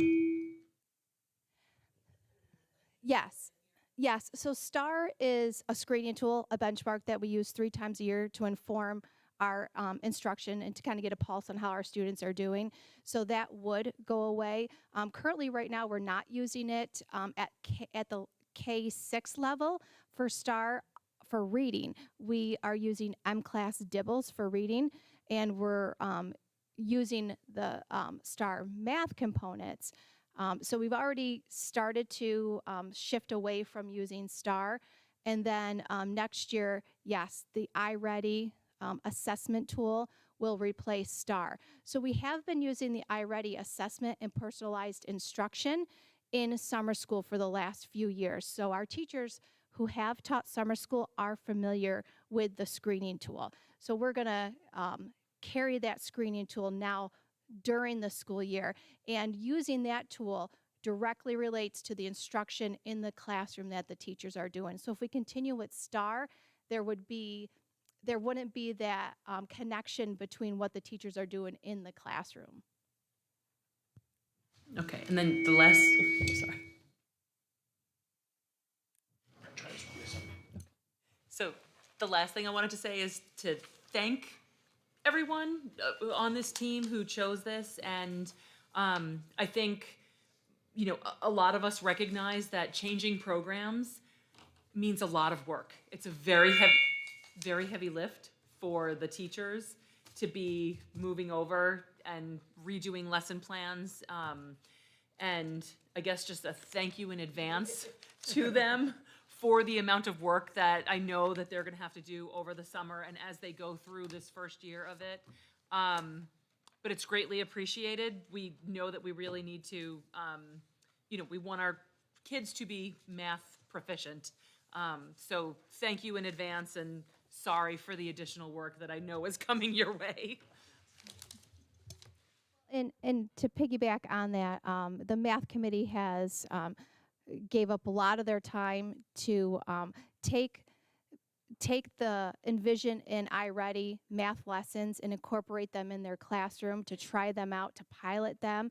They've given up much of their time for additional meetings with these various products that we're looking at, and to do school visits as well. So I do want to continue to stress that the professional development piece will be there for our teachers. And you know, also we have our math expert, Jeremy Amadon, as well, who is there to support our teachers and to be in those classrooms, in those buildings, working with them as we implement this new product. All right, thank you, Karen. Much appreciated. Okay, so we're going to keep moving. We got 2 more topics, and then we'll be all set. Is it all right to keep moving forward, everybody? Yes? Okay. We want to talk a little bit now about the preliminary program budget. Want to just kind of move through that. So you know what our goals are for the year: to be fiscally sound, flexible, foolproof, flowing, and aligned to our strategic plan, and also consider long-term perspective. this year, we wanted to just have people keep in mind as we kind of work on this portion of the budget, that the budget is in draft form. This is not the final form. We're still kind of in that draft form. Changes in funding are still possible from New York State. We don't know what the governor is going to do or the legislature. They could go with the budget that's proposed. They could change the funding structure altogether. We hope they don't. But they could do anything at the last minute, and hopefully it doesn't take them to the last minute. We've been made whole, as you kind of heard Mr. Bick talk about earlier tonight, by New York State through our foundation aid, provided that that aid does go through this year. And this, again, is a work in progress. So I want to just talk a little bit about the preliminary budget. The budget, as it looks right now, for property taxes, there is a 383,890 difference. So it's going from 26.6 million to 27,338 proposed revenue. Pilots moving are pretty much the same. State aid is the current revenue 45,493,697, going up to 49,267,107, which is a difference of 3.7 million plus. And then other revenue 1.492,714 to 1.794, which is a 286,000 difference. The total revenue, so the current for the 22-23 budget, it would be at 98,874, 237. And by the way, that is without the soil remediation project at 95,982, 596. But the proposed revenue would go up to 103,332, 823. The difference is 4.458, 586. Or without that soil remediation, when to put that in, there was a question about that earlier. That would be about 7.35 million without the soil remediation project in terms of a place from starting from to move forward. So there are some big changes this year. And we wanted to kind of just share what is making this budget go up like this? What is the big change, right? And again, this is a work in progress. So certainly we can kind of come back and revisit if we needed to. Nancy, you want to talk about the big changes this year? Certainly. So the ESSER federal funding is ending at the end of this year. And we've had meetings with the superintendent and cabinet staff to say, and well as principals, to say, what do you think should be sustainable? We also have an audit from the federal government, and they asked that specific question. What is in your grant that you can sustain as a district? So we looked at the positions in the ESSER funds, and most, I'd say 99% of them are included in this budget. They're coming back to the general fund, including their benefits. BOCES has increased significantly due to program needs that were removed from the previous budget that have been included back. Additionally, we have new things that we're going through, and new platforms such as school tools at OCM BOCES and other programming, which has increased that cost significantly. This budget also, due to the tax cap formula, has a large principal payment against our ban included in there. If we had not included that large principal payment, we would have ended up with a negative tax cap, as you heard John Bick say earlier. Equipment has gone up, and contractual expenditures have gone up. Supplies have gone up as well, but not as much. And I'm sure that you all know that with inflation, we're having a hard time keeping up with the cost to run the district. I'm looking at now finding money again for transportation, for fuel and things like that. But in terms of the program budget, those are the large buckets that have increased that. We'll talk a little about ESSER 2 expenditures, sustain. So as I talked about earlier, the ESSER 2 expenditures that we're sustaining are homeschool liaison, reading coaches, first grade teachers, which, as Karen had talked about, may move to second grade and follow that bubble. We're maintaining the substitutes for AIS Social Studies and AIS Science. We're paying for a portion of an RHY specialist. The other part is out of the McKinney-Vento homeless grant. We are maintaining hotspots for students. The next ones that you're seeing about Smart Learning, Cameo, Chargers, Go Guardian, all of those are from the technology budget that ESSER 2 had paid for over the last 2 years.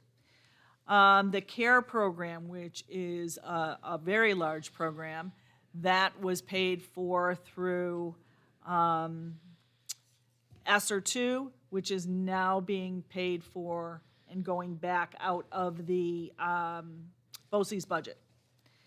Farnham Services and M-Class Dibbles is also coming back to the general fund for a total of almost $1.2 million of funds that we are now bringing back to sustain.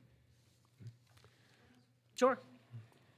So I know some of these expenses are new because with COVID, with the Chromebooks and everyone having all of that, but for a lot of these others, you're saying like they're coming back, so these used to be in our budget, but we were able to put them onto the ESSER funds, but Yes. now we're just bringing them back. Correct. Okay, just wanted to make sure I Correct. understood. Not all of them, Lisa, Right, but, not all, but but- the majority of them Right. were on the general fund Okay. and are coming back. Okay, thank you. So now in terms of the program budget summary, just as you kind of look down, and I won't read every number, but salaries are increasing, 993, 968. The equipment costs have gone up by 13200. Contractual costs going up to 141 by 141,850. BOCES cost, and just to kind of point out with BOCES cost, so we do get back a percentage, for BOCES services and cost and programs, right? So just a reminder that you'll see a reimbursement on that. It takes, a year or so before that happens, but we will see that. That's going up by 1.4 million plus. Supply budget is going up by 179,900, and then benefits going up by 1.5 million plus. So the total, budget is going up by 4.4 million 378. Nancy, if you want to go over the detail, if you could, please. Certainly. So teaching regular school, that's all your teachers, all your teacher aides, is increasing by $811,000, mainly because of salary increases, the positions from ESSER, BOCES, and substitutes. So when you are seeing these buckets, it's on the functional level. So it does include all of those other changes in there. Incarcerated youth, there is no change. Art has a small increase, as well as English language, and that is all due to salary increases. Phys ed has no change. Home and career, technical education, mathematics has no change in the budget. Music has a slight increase of $6,500, and that's due to salary and some changes in bringing back some part-time professionals that were being paid through BOCES, but now there are employees. Science has an increase of $11,000 due to contractual increase. TV communications, there is no change. Social studies and readings have a small decrease in there, basically because of either a decrease in supplies or changes in staffing, which changes the amount of budget that is in that line. Theater is increasing by $7,000. Some salary increases, but they are in need of some new equipment for the theater program. Weight room and textbooks, there is no change. Special education is increasing by $238,000, mainly due to an increase in BOCES services. Occupational education and teaching special schools should not say no change. I apologize for that. Basically, that is also additional staffing as well as programming. School library and audiovisual, that has to do with salary increases, computer-assisted technology, salary increases, and new software. So some of that is ESSER. A lot of that is increases in the technology budget due to some equipment.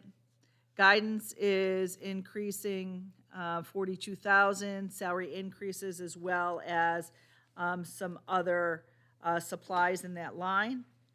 Health is increasing due to increased staff. We're adding some or maintaining some floating nurses.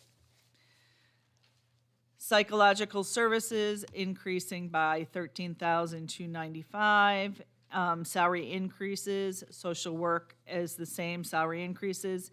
Interscholastic athletics is increasing 73,663. That has some salary increases for coaching in it.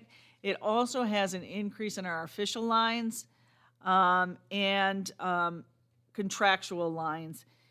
With the officials next year in interscholastic athletics, everybody is going to, what is it?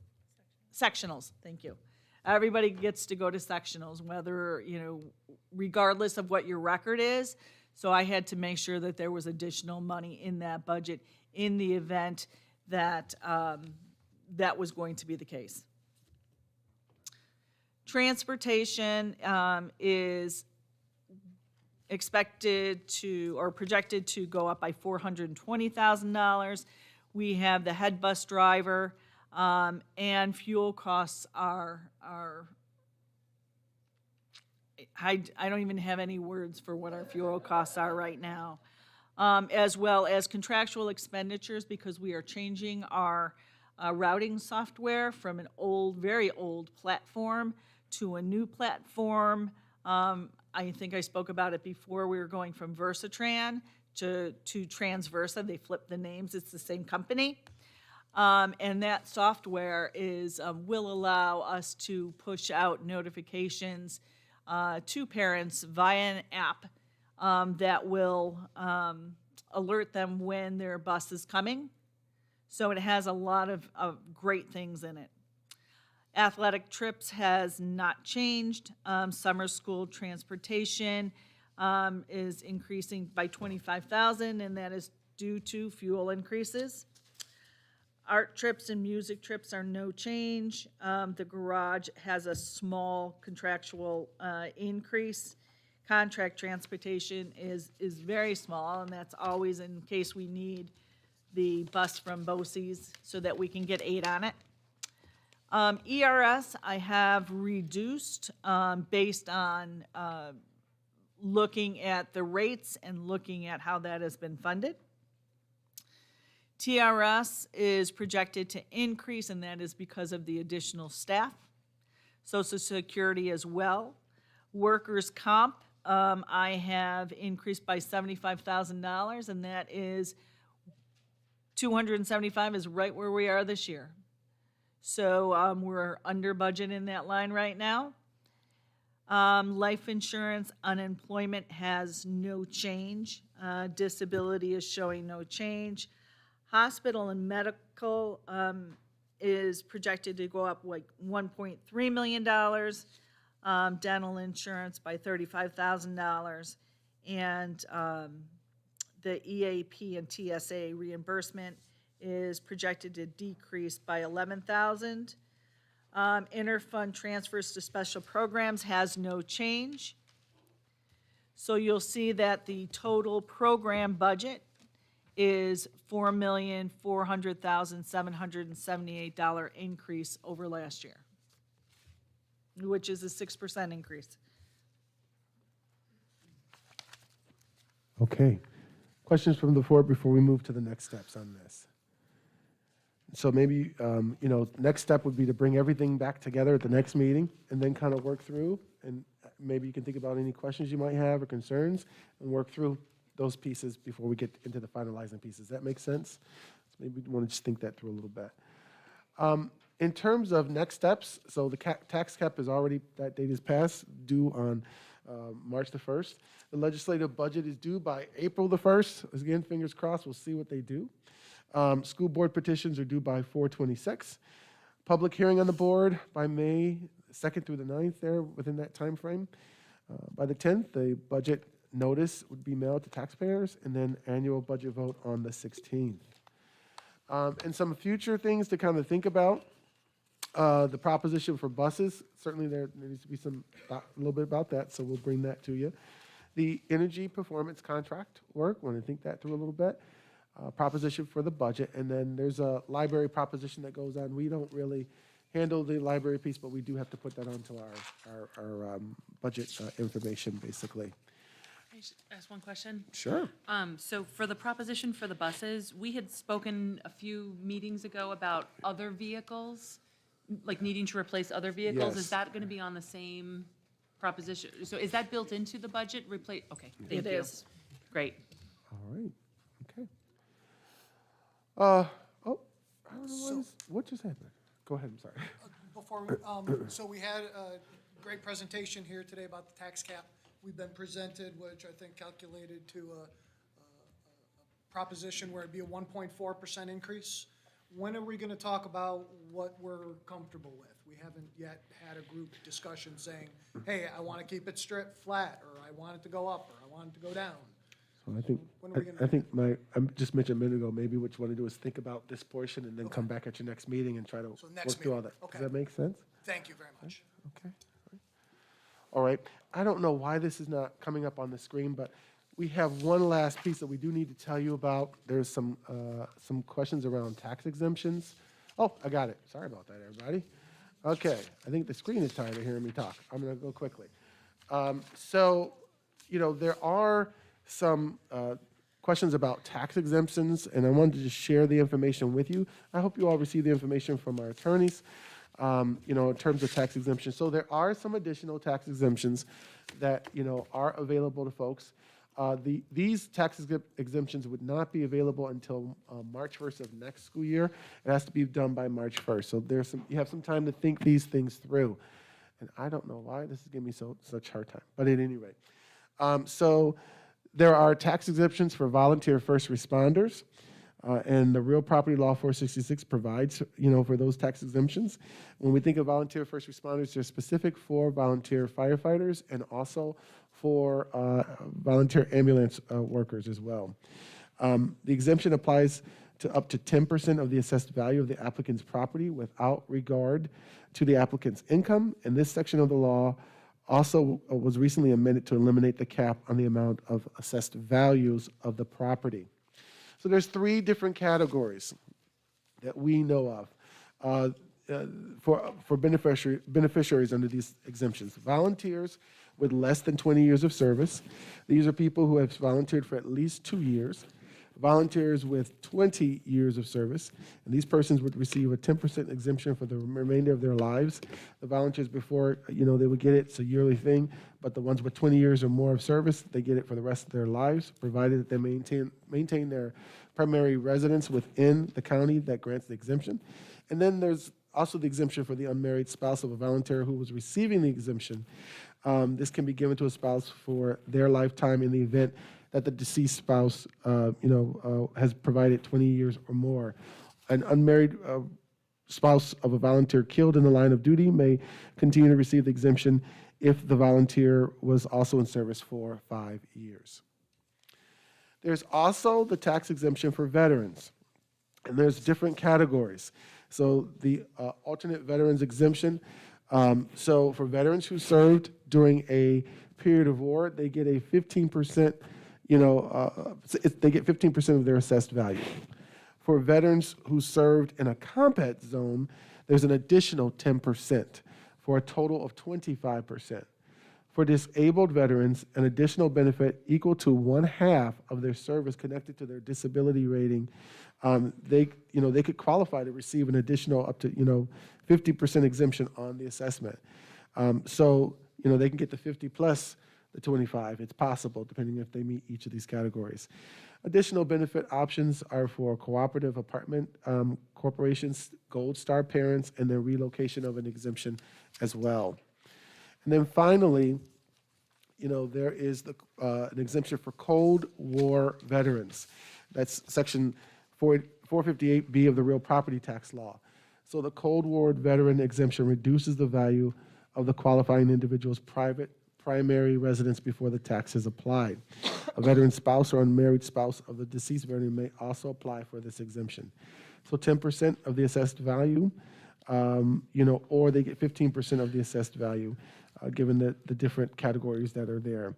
So under the statute, should the district adopt any of these options, qualifying veterans will also receive an additional benefit equal to 1/2 of their service-connected disability rating for disabled veterans.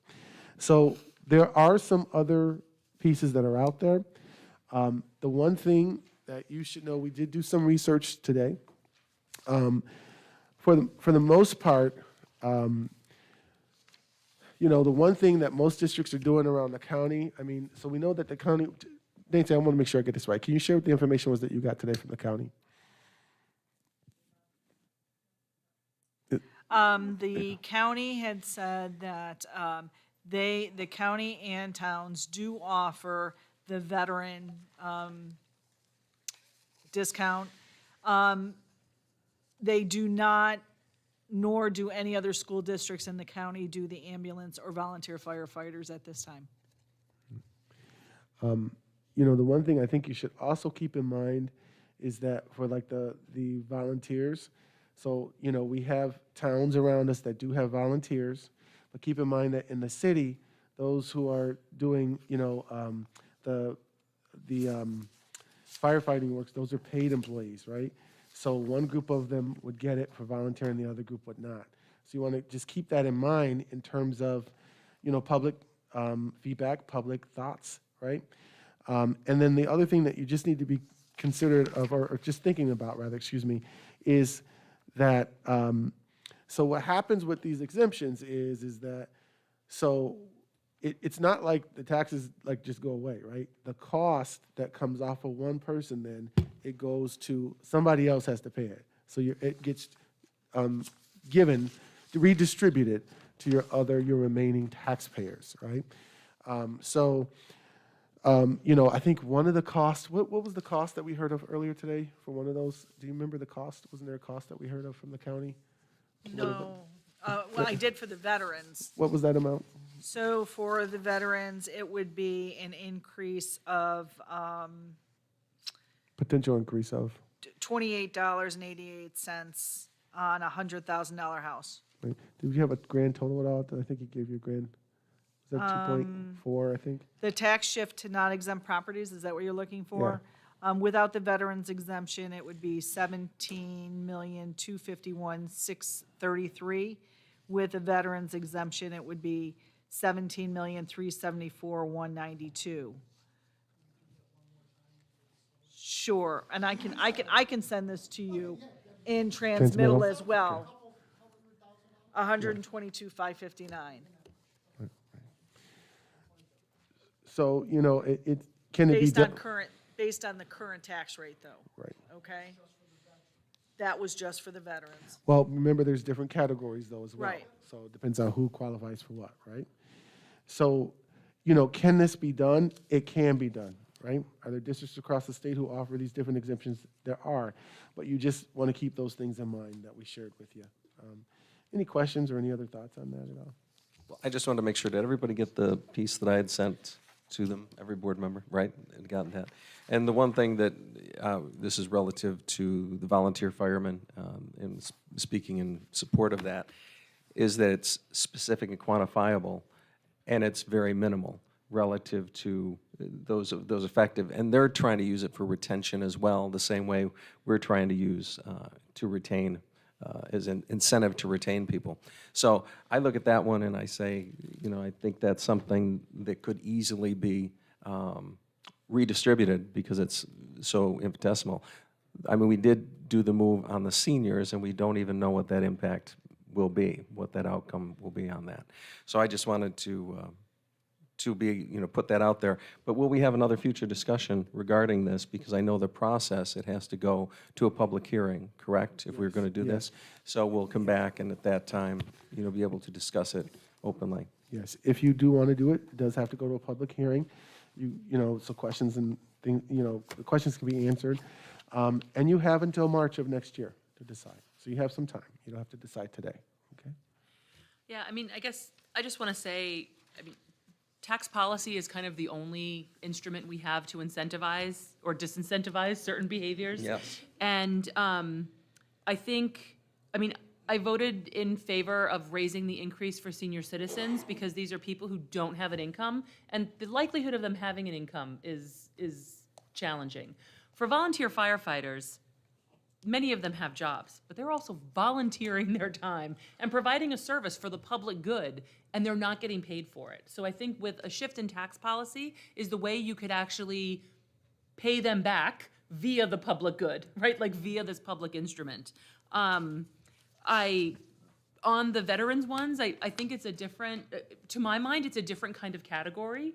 And I'm glad that the county already does it, but I think I see this as I see them as separate. I realize that there's lots of these out here, but I see them as separate kinds of policies and trying to incentivize people to become, I think, volunteer firefighters who, again, not in the city of Oswego, but in the town of Oswego, provide a very valuable service for no pay. And Scriba. Yes, and Actually, Scriba, right. sorry. Yeah, I'll echo a lot of what was said. It is an incentivization. Maybe one day the state will have an exemption for people who want to run for the board and volunteer their time. Who knows? But I would say, at least with the veterans, I'll just add one more thing that, well, luckily we don't have a draft anymore. We still do have citizens who did not necessarily go to battle for our country by their own volition. Right? So while I do, and that's not to take away from our current service people, I think they actually should get a little bit more props for volunteering to serve in all of our different armed forces. But there are a bunch of people on our tax rolls that were drafted. So to think about it also in that light. I also have a question, just so, for veterans who served in a combat zone, very clear in my head. For veterans who served for a period of war, I believe the last declared war we were in was World War II. So I don't know if anyone is getting that. I'm curious as to what they mean by served in a war, because Congress has not declared war in a very long time. We could check to see what that means, what specifically would that include. Okay, so with that said, we had a lot of information this evening. We're all set. Thank you for your time.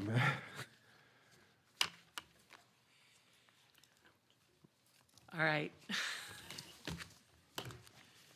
On to the meat of our agenda. So the first items up are our consent agenda. We have the Special Education Board Report from March 7th, OHS Extra Classroom Report, OMS Extra Classroom Report, Claims Audit Report, Fund Balance Report, Treasurer's Consolidated Report, Budget Status Report, MD&A Report, District Financial Report, and the Capital Project Allowance Report and Change Order Report. Those are all from January. And then we have the minutes of our board meetings, February 7th and February 13th. We also have a Juul settlement and the Oswego, a change to the district instructional calendar. O is nomination of the Oswego City School District's Our BOCES representative, Mr. Brian Hessig, has agreed to serve again.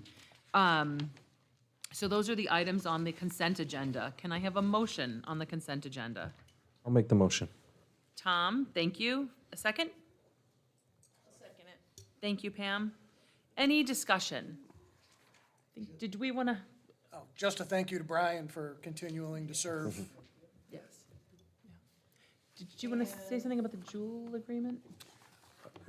No, it's confidential. Oh, okay. so- Self-explanatory, okay. And Pam? you said it was a change in the instructional calendar? That's not a change. It's the proposed instructional sorry. calendar for the next year. Yes, Yes. for next year. Sorry. Thank you, I just wanted Pam. to clarify. Thank you. Yes. Any other discussion? All in favor? Aye. Opposed? Abstentions? Okay, thank you. Karen, curriculum. Thank you.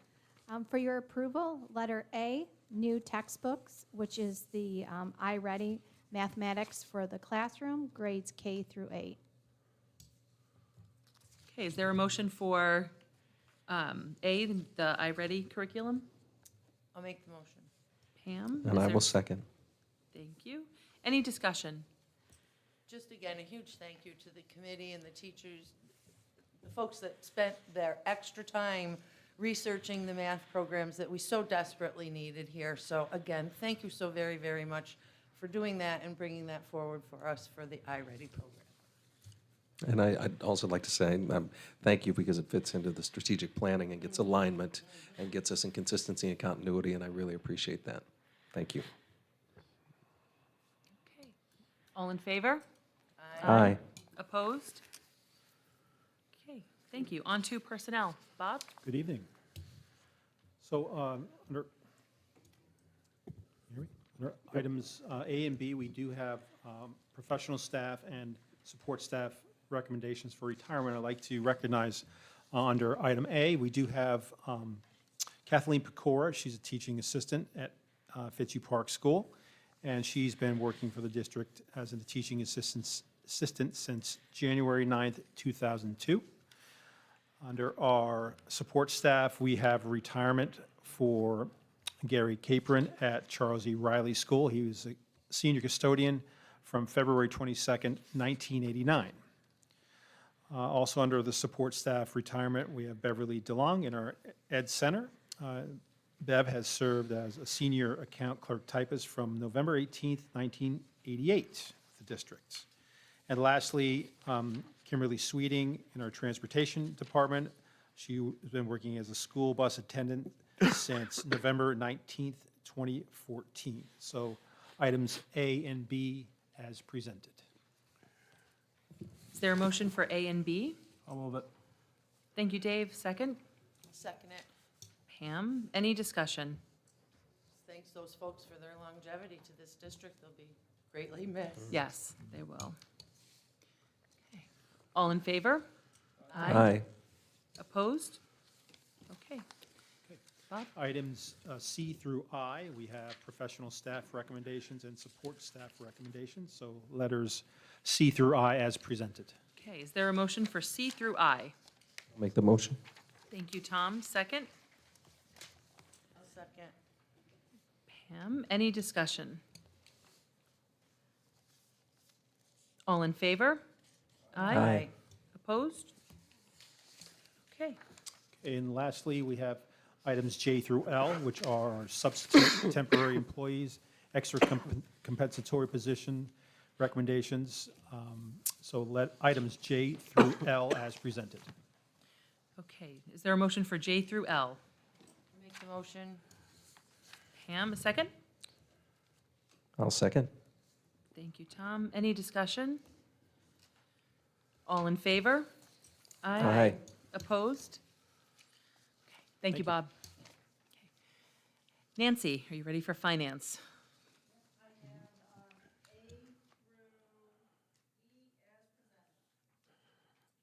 Okay, is there a motion for A through E? Thank you, Dave. Second? I'll second it. Pam, any discussion? Thank you for the donations, as always, from X1. All in favor? Aye. Opposed? Okay, student representative discussion. Hello, everybody. So the spring sports seasons will be starting soon. They start next week on the 16th. And I'd also like to thank everyone who came to speak today, particularly Connects Care, because they brought one of the students with them who's going through New Vision. So it was nice for them to be able to have a hands-on experience and see things outside of school hours. I think that was like very thoughtful of them. So I'd like to thank them for that. Yes, All right. more, student that Maura mentioned, she was right there in the back of it. I saw her, yeah. Yeah, she's going to be actually, she's currently working with Connects Care, and if they were to come here, she'd try to also have her included in that too. So just nice point, nice recognition, Maura. Okay, items from the board. Do you want to go first, Pam? Sure, Okay. don't I always? I attended the district portion of Battle of the Books last night for the elementary school. It was held up at Minetto. What a great job. I think that we need to give all of those students a round of applause. Anyone who is unaware, the Battle of the Books is, briefly, the kids, it's now 8 books they have to read. They form teams. They have to read these 8 books over the course of 4-ish months or so. And then and then they're actually set up on stage and asked questions, and the most obscure questions about the books. And the kids not only have to answer which book that question may come from, but they also need to name the author of the book. And I just need to, like I said, we gave them a round of applause, but I think it's really awesome that this district still continues that. I think the kids really learn a lot from it, and I think they had a great time. But I would like to say to the primary team winners was the team from Frederick Layton Elementary School. That was Jordan Hollenbeck, Emma Stevenson, and Shelby Wiegand. And then in the intermediate level, there was a tie, and they couldn't break the tie after even 5 additional questions. And that team was, one team was from Kingsford Park Elementary, and that's Garrison Earl, Abigail Mulcahy, Jackson Rebior, and Sophia Waite. And the second team that tied for first, co-champs, Minetto Elementary, and the team of Jayla Barber, Jillian Flood, Ben Gordon, and Lucas Kelly. So congratulations to those winners who now go on to the regional step. And I believe that one is by Zoom, via Zoom. They do not have to go anywhere, but congrats and good luck to those teams going forward. Also, thank you always to our faculty, staff, administrators, but I would like to give a little shout out for next week to our math teachers for Pi Day. All right, so I have one item from items from the board, and this is, some of you may have noticed, we had a board resignation that we officially today, or signed off on it. So I just wanted to talk a little bit about the process for filling the board seat. Because this resignation is very close to, it's actually within the 90 days before our election, we had a few possibilities. We could just let it, the seat sit empty, or we could choose to appoint someone in the interim until the next election. We decided to just let the seat sit empty. So there will be 4 board seats up for election in the next election. The 3 highest vote getters will get the 3-year term seats. The 4th highest vote getter will get the 2-year term, remaining term on the empty seat. And they are sworn in, I mean, technically, NYSBA said that night, but the next morning. Right. They will be sworn in the next morning. So the 3 highest vote getters who get the 3-year terms, those terms begin July 1st. But for the 4th, the next person down, their term will actually begin March 16th, when we vote to adopt the budget. May. Sorry. May. Okay. Yeah. All right. Any other? Yeah, I would items? just want to say something. I don't know if not, or if we have a special meeting coming or not, but if we do not, I would just like to say thank you very much to Dr. Mathis-Kalman for everything that you've brought to the district over the last 2.5 years, to your experience and your guidance and your leadership. And it's greatly appreciated, and I wish you well. And I just wanted to say thank you. Now, if we come again to another meeting, I won't say that. So this is it. It's a one-shot deal, but I just wanted to say thank you very much. Much appreciated, and good luck. I had just one quick thing, that Marching Buccaneers won the Sammys Award. It was kind of an Oswego sweep. They won that. Cam Caruso was the artist, I think, of the area, or whatever. Audience favorite, yeah. Gibby's won the venue, and Harborfest won, too. Wow. So, it was, Which means we have a good network. yes. So, thank you. Hey, so I think we are ready for a motion to move to executive session. Can you just read the reasons? So several reasons to discuss details of proposed, current, or pending litigation, collective negotiations pursuant to Article 14 of the Civil Service Law, and details of medical, financial, credit, or employment history of a particular person or corporation, or matters leading to the appointment, employment, promotion, demotion, discipline, suspension, dismissal, excuse me, or removal of a particular person or corporation. Will we have a need for a vote No, after this? no need for a vote afterwards. Okay. All right, is there a motion to move to executive? I'll make the motion. Okay, Dave can second it. Okay, so Tom is first, Dave is second. Any discussion? All in favor? Aye. Okay, 7:24. Okay, let's take a few minute break, yeah.